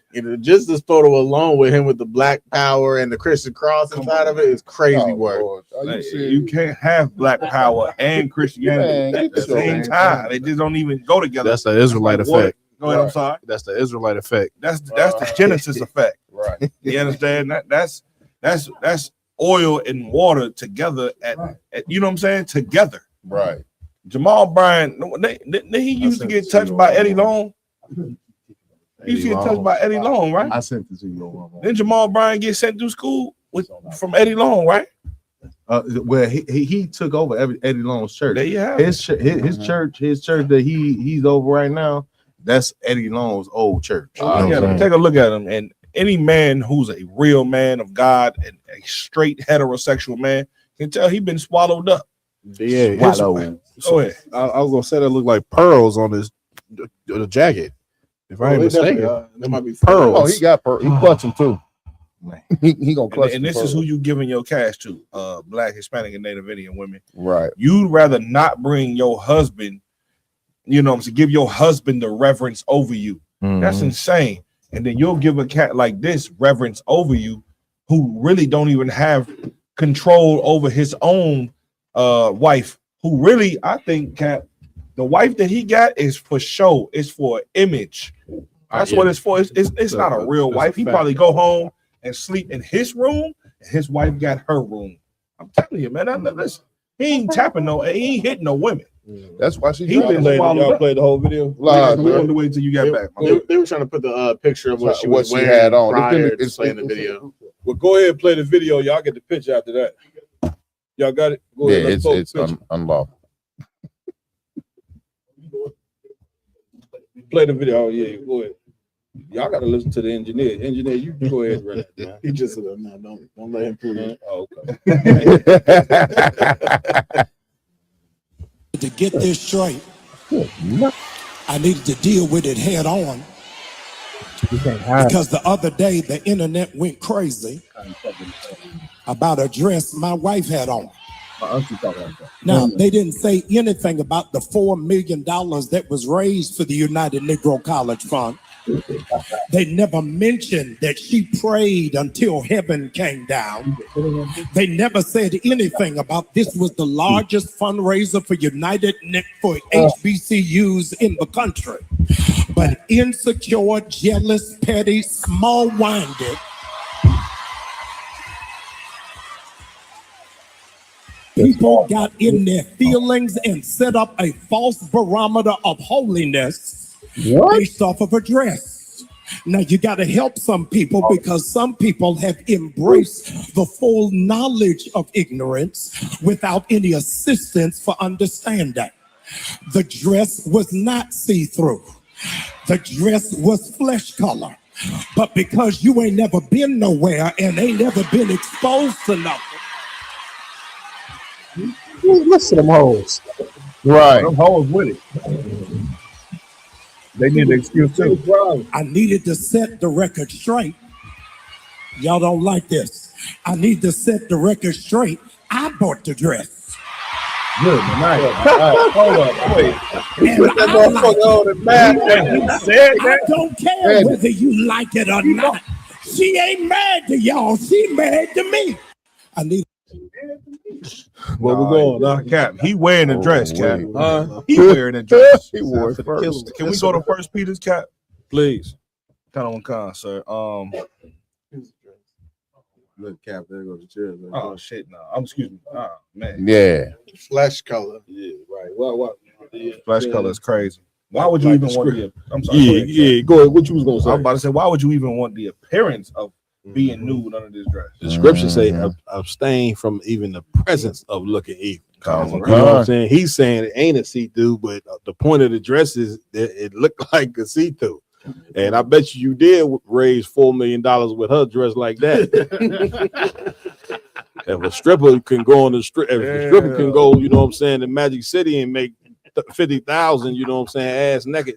What make you think she can't go raise $4 million just like a $2 hoe? Right. And then he like that's what they do. He's talking about raising a $4 million to try to justify the wickedness. You see what I'm saying? And I mean, anybody looking at this category, get me right on this here. The brother just said it. He ain't even touching that woman at night. You understand? This right here is a homosexual man. You know what I'm saying? And like he say, he went out and bought the dress, which let you further know that he's a homosexual because homosexual men are now, Jenny and Hunter bring it all out all the time. Homosexual men are your damn fashion designers. They the one, you know what I'm saying, telling women how to dress. Look how you got a gay friend, you know what I'm saying? He's sitting there, you know what I'm saying, scrutinizing the women he finna go out on the club with. Oh, look at you. Right. You look a hot mess. Right. Look at your hair. Why you got that color on? Right. He think he better than you, you know what I'm saying, as a woman, and he's sitting there scrutinize you on how to dress. You ever done? Hey, Cap, please. He bought her the dress that he want to wear. that is a fact. Fact. You understand? And this is who teaching you about God every Sunday. And you see what nothing up in there, but nothing but silly women. That's it. You see what I'm saying? Cap. Screaming. You know what I'm saying? Because why? When they leave that church, they guess how they dress. Like a hoe. I was a security guard as a church, brother, and they was dressed like hoes going in there.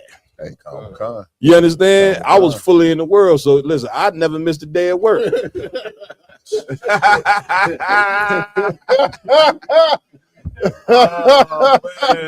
Never. It's plenty of jobs I called off from. I never called off from that when I was front center. He's opening the church. That's it. Because they was walking in that joint dressed like hoes. Come on, my Hey, y'all. when I was in the World Cap, as a Please. young boy, I used to always hear the old head say it. And you know what I'm saying? I didn't really understand it until I went. He said, man, listen, you don't go out there. You want to find you a woman, you don't go to no club. Right. He said, it's two places you go. Go ahead. Church and the grocery store. But you go to church first. You know what I'm saying? He said, you really want to find you a woman? All the women up in church. All the women that was in club on Saturday night, they in church on Sunday morning. And if you catch them at the right time on Sunday morning, you got one. He ain't got a bit of strength to tell that woman how to dress correctly. No goddamn way. There you go. Now He don't have the strength to do that at all. What scripture where you want to go, D.A.? Actually, I wanted to go to Titus chapter 2 and 3, sir. Go ahead, please. Titus chapter 2, verse 3. The aged woman likewise, that they be in behavior as becometh holiness. Break it down. Meaning, okay, in the scriptures, you looking at women who like Sarah. The scriptures say you got to be like Sarah was, and you need to be a daughter of Sarah, not like Eve was, or not like Jezebel was, not like all of them messed up women in the Bible were. That's it. But you got to be a woman who's chaste. You got to be a woman who cares about her children. A woman who cares about her children will never. You remember that video? Since we talking about Cardi B, remember when Cardi B was playing her music and her daughter walked in, she cut it off immediately. She cares about her child in the image that her child looks at her in. That's it. You got to be like that. That's it. Because a woman who dressed like this does not give a damn about what her daughter even cares to see. Get it, brother. Hey, Slack, sir. Please. I know we don't usually do it. Can I bring a scripture, sir? No, let him finish. Slack. It says, Titus chapter 2, verse 3. The aged woman likewise, that they be in behavior as becometh holiness, not false accusers, not given to much wine, teachers of good things, that they may teach the young women to be sober, to love their husbands, and to love their children. Right, you know what I'm saying? Right. Listen, the way she dressed, it definitely wasn't holy. It was holy. It definitely wasn't holy. Like a woman, you know what I'm saying? It's very important that a woman, you know what I'm saying, just like a man, that she learn the culture that the Most High want her to know. You know what I'm saying? And dressing appropriately, you know what I'm saying, is something that a woman's supposed to learn from when she's young. You get what I'm saying? But of course, you know what I'm saying, our women have totally lost their way. You know what I'm saying? They not being led properly at all. And therefore, this is the end result. Because the place that's supposed to have the morality, this is the church. This cat right here is a prominent preacher, which means his wife, you know what I'm saying, is something that the other women are looking to. That's right. So if she's wearing a dress that appears as though she's naked under the goddamn dress, then how do you think, you know what I'm saying, our young daughters are going to perceive how a woman of God is supposed to be? You know what I'm saying? This is why you have strippers standing in a circle and having prayer circles in the damn strip club. They holding hands. This is the reason why you have those prayer circles. Right. So Partizan? Yeah. And it's like, and as well, so I don't know why, but for some reason, the older women feel they in competition with the younger women. Yeah, and this, you know what I'm saying? That's it. And they dressing like this really to try to compete as well. That's it. You know what I'm saying? When the older woman supposed to be showing the younger women how to be modest. Right. You know what I'm saying? That's why the spirit of whoredom is running so rampant, because you have the women that's supposed to teach the women how to be women competing with the whores. That's it. Come on, my y'all. Hey, so if I could, for the pastor that's defending his wife, you know what I'm saying? 1 Timothy chapter 2 and verse 9. Go ahead. In like manner also, that women adorn themselves in modest apparel. Modest what? Modest apparel. That's it. You understand? That means cover up that big behind, cover up them breasts. You know what I'm saying? Not wearing nothing too tight. No flesh you know color. what I'm saying? Like a woman, you know, woman of today, because she's being taught, you know what I'm saying? This is proof that the church teach our women how to be whores and teach our women how to dress. Hold your point. Teach our women how to dress like whores. Right. You get what I'm saying? Right. And so therefore, a woman, if she don't know how to dress, you know for sure she don't know how to act out. You get what I'm saying? Go ahead, Yardan. Yeah, kind of. So just to like piggyback on what this brother's saying is like this, like the modest apparel, like he addressed that as well, but he addresses like Christianity, right? So he says like, okay, pastors out there talking about her not being modest, but they don't teach on gluttony. So he basically saying like, okay, yeah, she's sinning, but y'all saying too, and y'all don't talk about y'all saying. But this is how he addresses this to his church. That's it. Because but besides them dealing with the situation at hand, they're gonna divert and deflect to something else and not deal with the issue at hand. We're not talking about gluttony right now. We're talking about modest apparel. If this sister is out here showing her ass and she's not supposed to, then let's deal with that issue. And listen, and to get a brother in hand, you know what I'm saying? And the modest apparel, you know what I'm saying, it just represents, you know what I'm saying, that you respect yourself most importantly, sisters. You see what I'm saying? And that if you have a man, you respect that man. You know what I'm saying? No woman, you know what I'm saying, should be going out there dressed like that, you know what I'm saying, and she got a man at home showing her breast with a tight, that means she don't have any respect. You see what I'm saying? I'm right. And it is extra evil. And what it shows you is that a woman thinks that showing her body is what make her important. Right. You see what I'm saying? And that's the worst thing that you could do to our sisters. You got to teach our sisters that they mind. That brain that's in that head right there is the most important muscle and vessel that a woman has. Damn right. You know what I'm saying? Is to be able to learn wisdom and accept women. Wisdom. That's what make a woman a woman. A woman is gonna say, well, you know what? My man fear the Lord, I'm gonna fear the Lord. Fearing the Lord and taking the Lord's wisdom is the best thing that I can do as a woman, because as you can see in today's society right now, majority of our women are stupid. You see what I'm saying? But remember this, for every 10 stupid women is one woman that ain't dumb. Right. There's one woman that's gonna dress how she's supposed to dress. That's right. There's one woman that's gonna obey and do what the Lord said to do, and she knows that she don't have to dress like a whore to be important. Right. She don't have to dress like a whore to even look beautiful. Right. Man, listen, you know what I'm saying? And we all grew up in the world and thought that, you know, a woman's the female body is a beautiful thing to look at, but it got to be done in the proper order. You see what I'm saying? So we all grew up thinking that a woman dressing half naked was acceptable.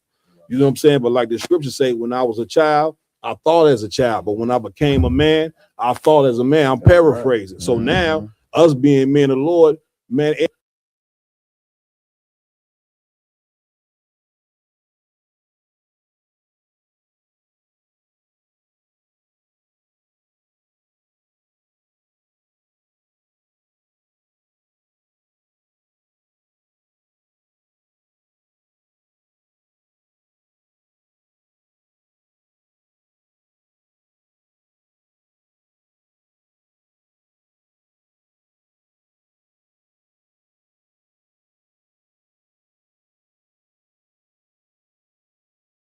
these women are absolutely silly because, like you just said, Cap, they put these clothes on because you know what they really need? They need male attention. But here's what they never think about, Cap. This is what makes them so silly. Go ahead.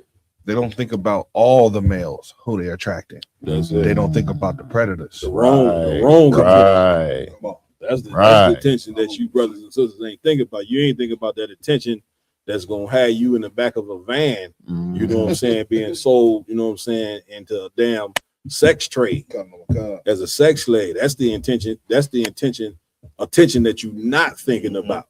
You understand? So again, having wisdom is very, very important. Let's where we going next. Come on. So Let's next go. up, we have a video of a sister talking about how she was led into prostitution while she was in the Christian church. Oh yeah. You know that's what was happening. The baby daddy, the 27-year-old that I met at 13, couldn't do it. He tried, but he couldn't do it. But it was when I met that girl in church. She had that type of. Yeah, wait, did she? No, that's definitely not the beginning. She did. Wait, did she just say she met at 13? She was with. There she goes, sir. Singing for Jesus, my choir member introduced me to prostitution. Damn. And the funny thing is, the baby daddy, the 27-year-old that I met at 13, couldn't do it. He tried, but he couldn't do it.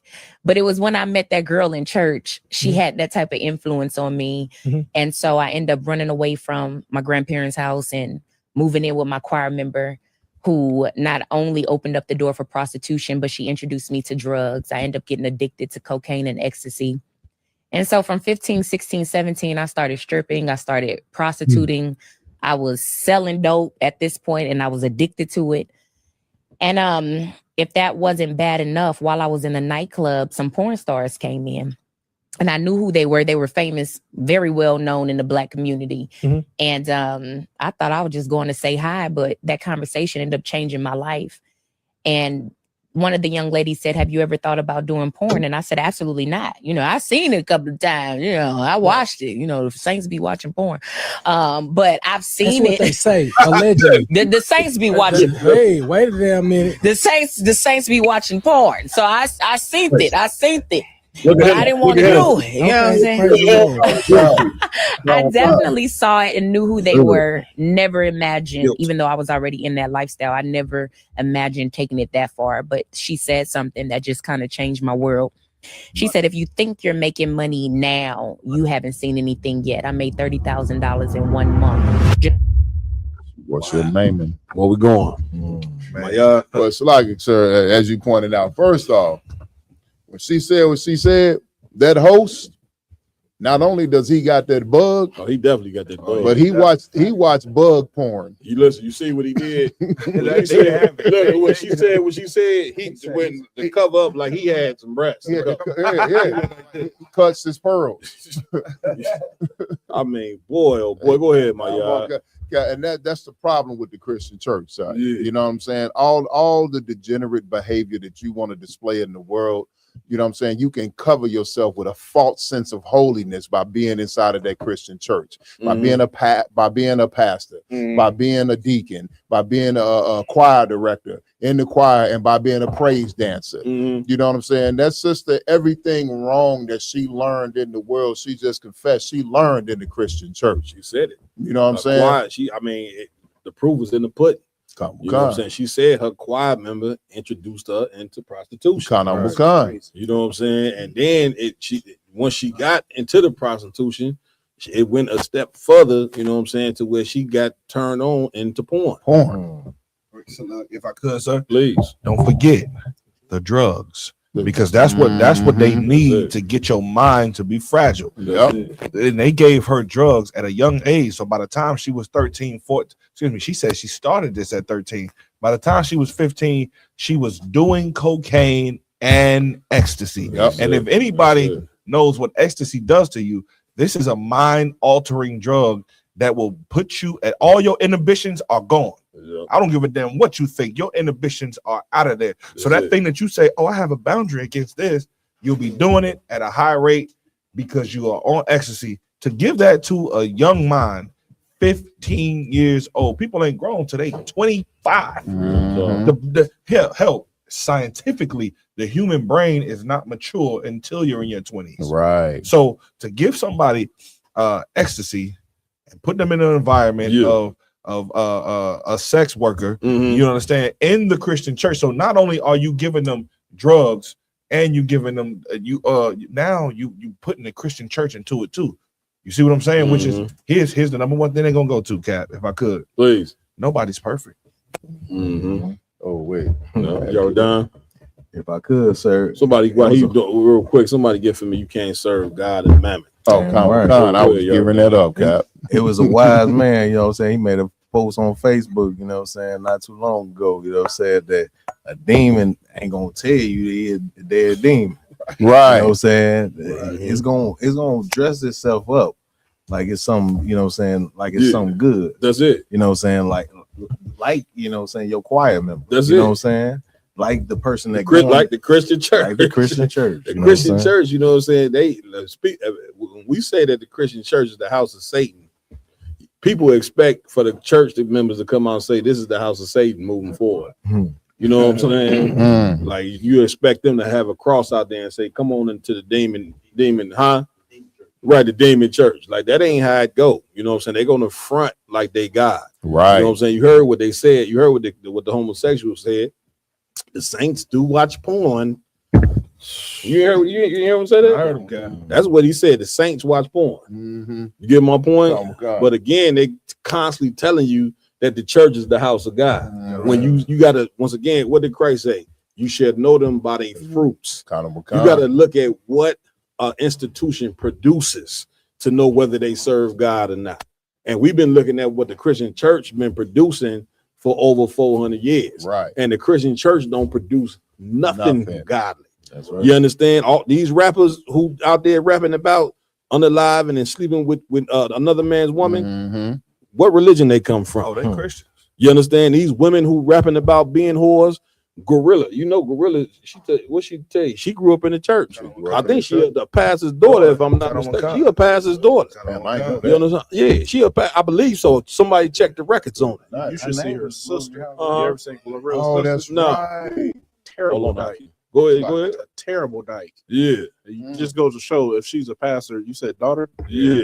I mean, it's all in the family. And something always amazed me, you know what I'm saying, coming up as a child, is that for some reason I was telling y'all this. Yeah. That the preacher's daughter was always the worst hoe in the neighborhood. And I couldn't, as a kid, I couldn't put it together because I said, well, her father's a preacher. This is a house of God. Why is the preacher's daughter always the nastiest? It's because the whole religion is satanic in itself. Yeah, right. See what I'm saying? Again, more than likely, the damn preacher himself, you know what I'm saying? He didn't either touch her, or the little girl is watching her father deal with tricks, deal with hoes while getting up there on Sunday preaching the word of God. So she say, well, if my daddy's a hypocrite, then I can go be a hypocrite. If my daddy is touching me, and if the church members is molesting me, then guess what? When I go up, I'm gonna believe my sexuality is what's really important. So now I'm gonna be the biggest hole in the neighborhood. Only the men in the ISUPK and the Commanding General Hunters have the wisdom and the knowledge to pull the covers off of Christianity. See what I'm saying? Cap, if I may, please. Like, here's what I'm sorry I skimmed over. Salakia. This girl said that she left her home. Did she say she left her home to go live with her choir member? Yep. You want to know what that indicates to me? And I could be wrong. Her parents put up a fight against what was going on with this Christian church because she rebelled at an age of rebellion. Now, you want to know who appeared to be about God to her until she found out that they weren't?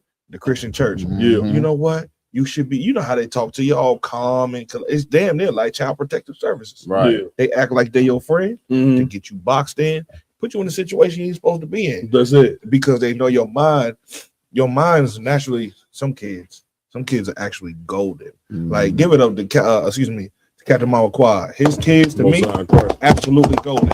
Yara Don's kids, absolutely golden. Right.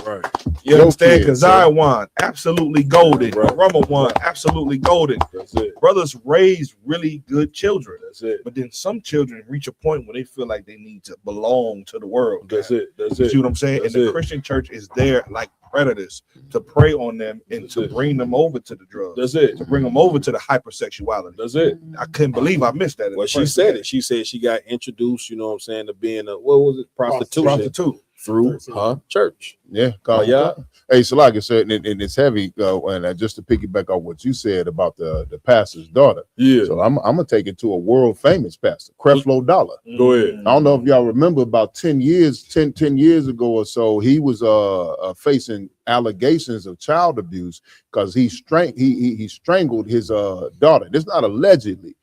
He said he saw red and put hands around her neck. Well, the reason being is because in Atlanta, his daughter was known as one of the biggest party girls you would ever want to meet.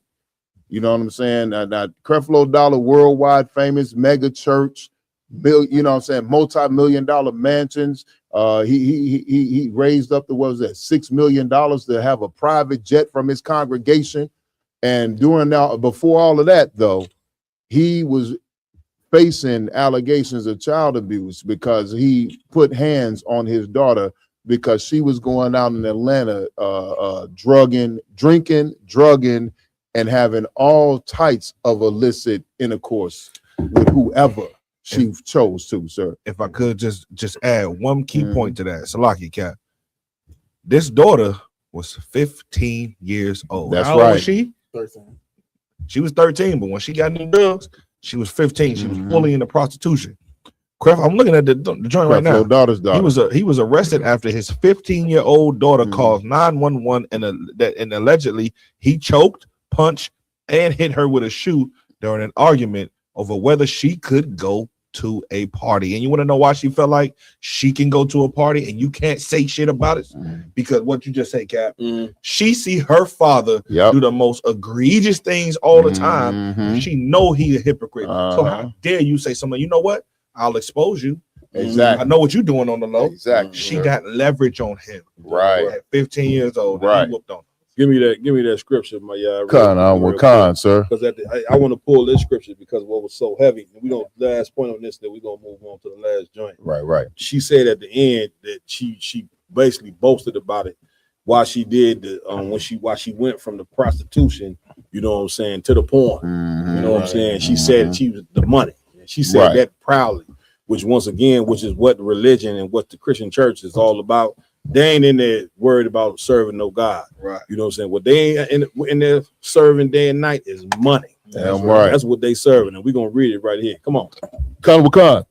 It's the book of Matthew, chapter 6 and verse 24. Go ahead, brother. No man can serve two masters. No man what? Can serve two masters. Listen to me good. You cannot serve two masters according to what the scriptures say. Read. For either he will hate the one. He will what? Hate the one. And the one that you hate is the Most High, the nigga God. You know what I'm saying? That master right there, you do hate. But the white man, you love him. Keep reading. And love the other. And love what? And love the other. And the white man's religion and his form of God ain't not about nothing but fulfilling your lust. Right. You know what I'm saying? Fulfilling your nasty sexual lust, for chasing money. You know what I'm saying? Chasing whores, religion. You know, one thing that we forgot to bring out about the pastor, you know what I'm saying, whose wife was dressed like a $2 hoe. Right. The one thing we forgot to bring out was all that took place on New Year's Eve. That's right. Good. You know what I'm saying? Which New Year's is a sin according to the Bible. But they in there Sunday night, you know what I'm saying? His wife dressed like a $2 hoe, you know what I'm saying, on the day, you know what I'm saying, which the Lord look at as an abomination. Right. New Year's is straight up and down idol worship, but on Sunday night, a ton of Christian churches in there celebrating, having New Year's Eve's party in the damn church. Come on. And you talking about this is the house of God. Keep reading now. Or else he will hold to the one. He will what? Hold to the one and despise the other. And do what? And despise the other. You can't be saying, you know what I'm saying, you're going to follow the white man's religion and serve God at the same time. You know what I'm saying? Because serving the Most High you know what I'm saying, is a total different thing than Christianity. Right. So you can't mesh the two. Right. See what I'm saying? And Christianity, they ain't meshing the two. They tell you God's laws, you ain't nobody perfect. You know what I'm saying? Pay your tithes, but you ain't got the law done away with. So you ain't keeping God's laws when God's laws are not done away with. Right. See what I'm saying? And according to the Bible, you ought to be perfect according to the Right. Bible, which means keeps every law. But they ain't worried about none of that. They were worried about money. Damn right. You know what I'm saying? This is she did the porn for money. Right. People sell their soul for money all the time, just to find out in the long run that it ain't worth it. Because she gonna grow old and she gonna look back at her life and say she became a whore. She did porn all in the pursuit of money. You know what I'm saying? And all of it was for nothing. That's right. When a woman and a man go, this is what you're gonna find out. Keeping morals, you know what I'm saying? Holding on to a moral compass is the most beautiful thing that you can do, whether you rich or poor. Right. Sometimes you got damn right. The Bible speaks about a person being content. Who, you know what I'm saying? If you're in a poverty situation, yeah, you're gonna want more money. Yeah, you might want a bigger house, but at the cost of what? Right. At the cost of selling your soul to get it, Right. it ain't worth it. Come on, y'all, Don. Yeah. Oh, what's so heavy about what you just said? Most and high how praise. you tied it into what Jamal Brown was saying. Mhm. You see how he mentioned the $4 million. No, for sure. Because that's it. really the God. That's it. That's right. That's That's it. really the God. Money is that money is the God. You know what I'm saying? Go ahead, my y'all must got some more over there because he pointing to the scripture. Hey, Go ahead. ye cannot serve God and Mammon. And what? And Mammon. Mammon is money. Money. You understand? But the church don't understand that, right? Because then it's called prosperity pimping. Right. What is it? Prosperity gospel. Prosperity gospel. Prosperity gospel. Not prosperity doctrine. That's what they're giving you every Sunday. And they giving you that because they want you to believe God can only be with you if you're getting money. Right. Buy your way into heaven. You know what I'm saying? That's why drug dealers don't have no morals. Right. You know what I'm saying? Because a drug dealer, what he go do, you know what I'm saying, when he make 100,000 or 50,000, first thing he do is go to the jewelry store and go get an iced out white Jesus. Come on, Jesus piece. Jesus, get me right. Come on. He go get an iced out white Jesus. When that white Jesus is a man named Caesar Borgia, which was a homosexual. If he don't get an iced out white Jesus, you know what he go get, Cananya?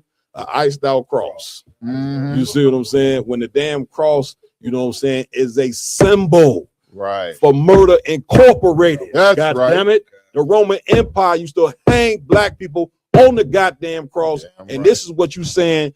This is how this represent Christ. Christ got murdered on the goddamn cross, and this is what you walking around with, the white man's symbol of mass murder, talking about this right here is a symbol for God. Right. They don't walk around with a noose around their neck. Right. They don't walk around with a I'm coming to you, Father Lamont. Come on, if I may, Please.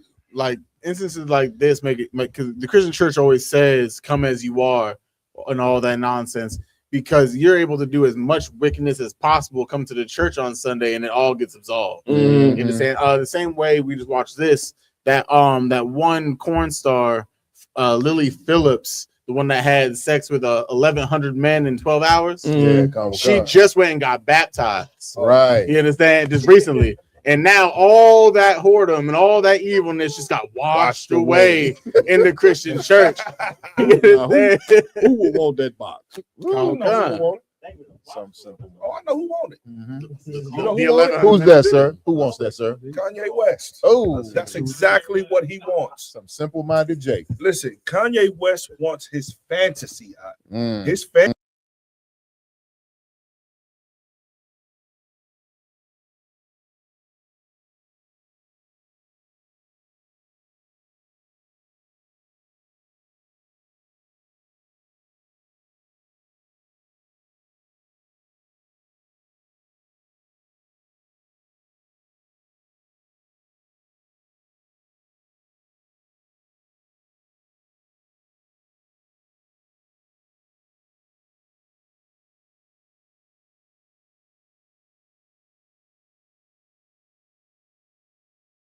You know what I'm saying? Because of course, when you get raised in this society, man, you don't even understand the importance of sex. They're not even teaching you what the importance of sex is. So I wouldn't even ask that question. So for sisters, coming to the truth, man, and be brand new. That's right. When you become brand new, you like a new version. You ain't been with nobody. That's right. You get what I'm saying? Damn right.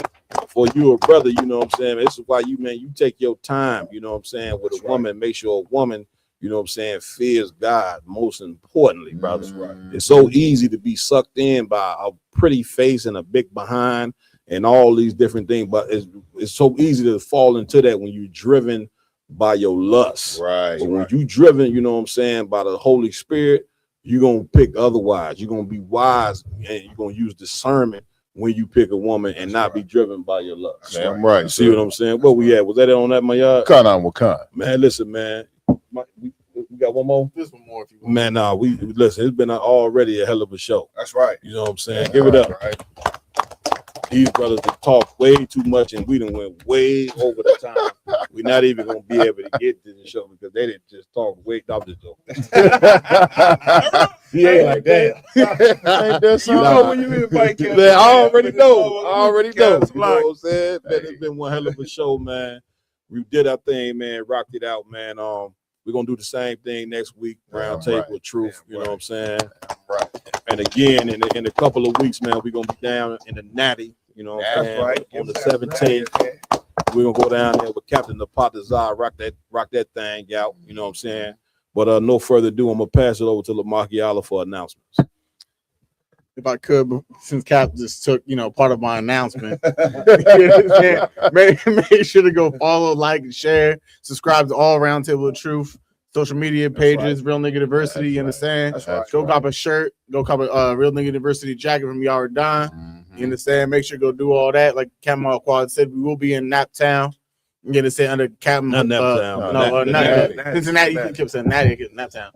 And Natty under Captain Napatazar, you understand? January 17th, come show us some support. That's right. Other than that, that's that.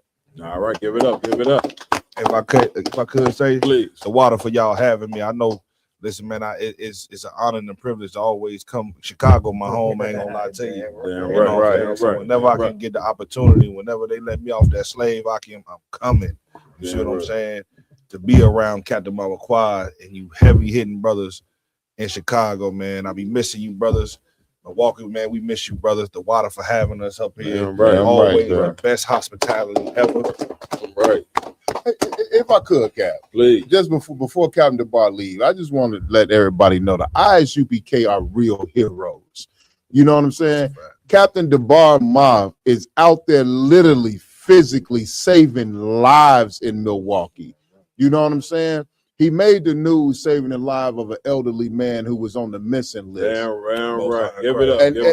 And then, Salaki, sir, if I could, please. He just recently saved the lives of 2 people from an accident. Damn right. This just goes to show you the ISUPK under Commander General Yahana, the Lord is really using the ISUPK. We are trained professionals. We are the priests and prophets of the Lord and the real superheroes. You know what I'm saying? The Justice League, the Avengers, the X-Men are all in the ISUPK. Damn right. You know, Captain Zaryak Thanos. Hey, that is Thanos. Listen, the brother is y'all don't know Captain DeBar. You know what I'm saying? In his slavery, he's a bus driver. You know what I'm saying? In the city of Milwaukee, right? And like the brother was bringing out, the brother then had several instances where he didn't save lives by driving a damn bus. Right. Come on, it goes to show you this is the real Clark Kent right here. Damn right. Y'all know Clark Kent, he worked that job, but that was a movie, you know what I'm saying? Right. His brother in the bus driver uniform, they don't know this is a superhero driving that bus. Damn right. You know what I'm saying? That's how men in the ISUPK been trained under Commander Jenny Hanna, which is a heavy point you bringing out. These your brothers that's dumping your garbage, you don't know that brother's a superhero. That's right. Or like a Rummelwan, you know what I'm saying, driving trucks, you know what I'm saying, all over the Midwest. You know what I'm saying, doing what he's doing. You know what I'm saying? He driving the truck on one hand and on the phone with me taking orders about the round table too. Kind of what. So I make sure I get that done. Ain't no problem. Yeah, that's superhero stuff right there. You get what I'm saying? So man, big up to all the brothers in the UPK. You know what I'm saying? And of course, Commander Jenny Hunter. Let's go get the rest of our brothers, man, that's out there in this world. Damn right. And, you know what I'm saying? And bring more superheroes in here. And this is how this nation gonna get fixed. You know what I'm saying? Right. So let me wrap this thing up if I could. You know what I'm saying? I also want to give it up to Officer Yaradan. Give him a hand. Any announcement, Yaradan? Kind of what if I could. Also, you know what I'm saying? Pay your tithes, man. That's a fact. ISUPK.com. You know what I'm saying? The priests and prophets of the Lord, you pay your tithes. You know what I'm saying? Damn right. Give the brothers, man, just like we mentioned it. You know what I'm saying? You got real superheroes doing real things in this place. You know what I'm saying? That's right. This ain't for play for us. You know what I'm saying? This is real life, and we really care about our people. You know what I'm saying? So pay your tithes to the priests and prophets of the Lord. Damn right. You know what I'm Damn right. Give it up. Give it up. Also, if I could, sir, please. You know what I'm saying, we are wrapping up, you know what I'm saying, this drop of the Real Nigga University jackets like I got on myself right here. That's it. So you can get your all leather Real Nigga University Letterman or your bombers, you know what I'm saying? Just go to diversity.com, you know what I'm saying, put in your orders, get them in by Monday, you know what I'm saying? For this drop, you know what I'm saying, it's over with Monday, you know what I'm saying?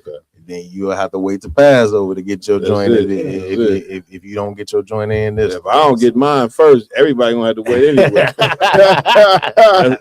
Unless the generals, you know what I'm saying, place an order or man already place an order. Other than that, you got to wait. I don't get my leather jacket because I'm telling you right now, everybody else shit getting on hold. That leather jacket don't come in that plastic. If you don't walk through that door with that grocery bag, you know what I'm saying?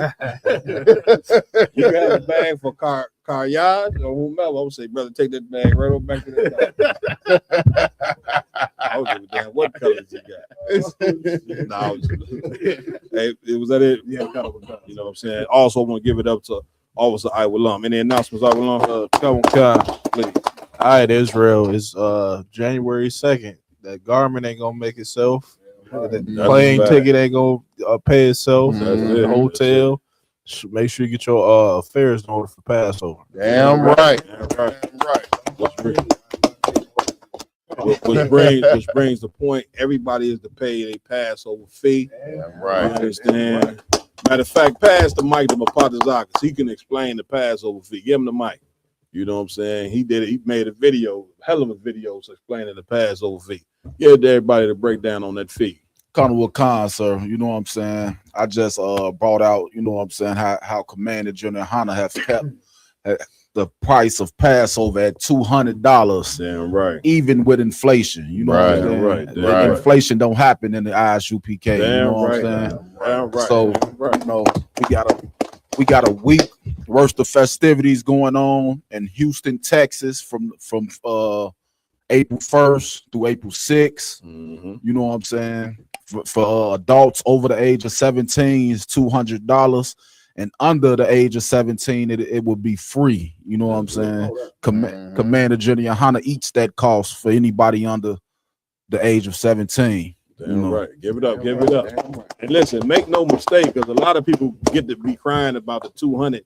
Man, the 200 that everybody paying don't even eat up the bill that Commander Jenny Hunter. Do you know how expensive this Passover is? Right. Hey, you crying about $200 measly dollars when the Christian church and they're telling people 1,000 plus 1,000.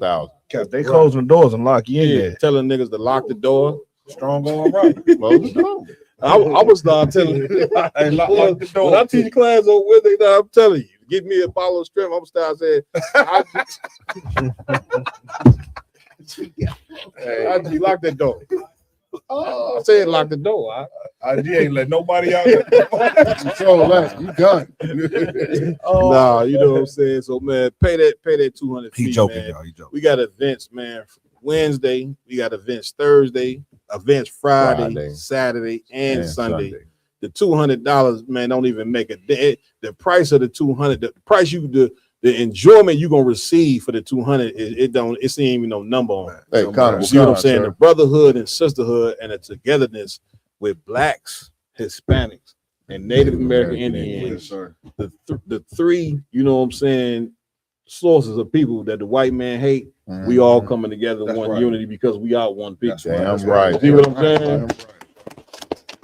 And just to mention, while we talking about the Passover, the round table of truth, we will be down at the Passover for the round table. Ooh, this Passover edition. Special edition, and we kicking it off after the lamb slaughter. On Wednesday night, we're gonna be coming together, you know what I'm saying, with a cross podcast with Cross the Line Radio. Hey, look, Cap always keep them hidden gems for you, man. And look, he held water all the way up into the end of the podcast. That's it. He held water. Black privilege. You don't pull out the big gun into the look gun. Harlem Night. To the look gun right out. Like a Harlem Night. Look at man, put that up. You get my point. Right. So man, we're gonna be rocking it out past over April 1st. It's going down. Was that it, IG? Give a guy IG a hand. Damn right.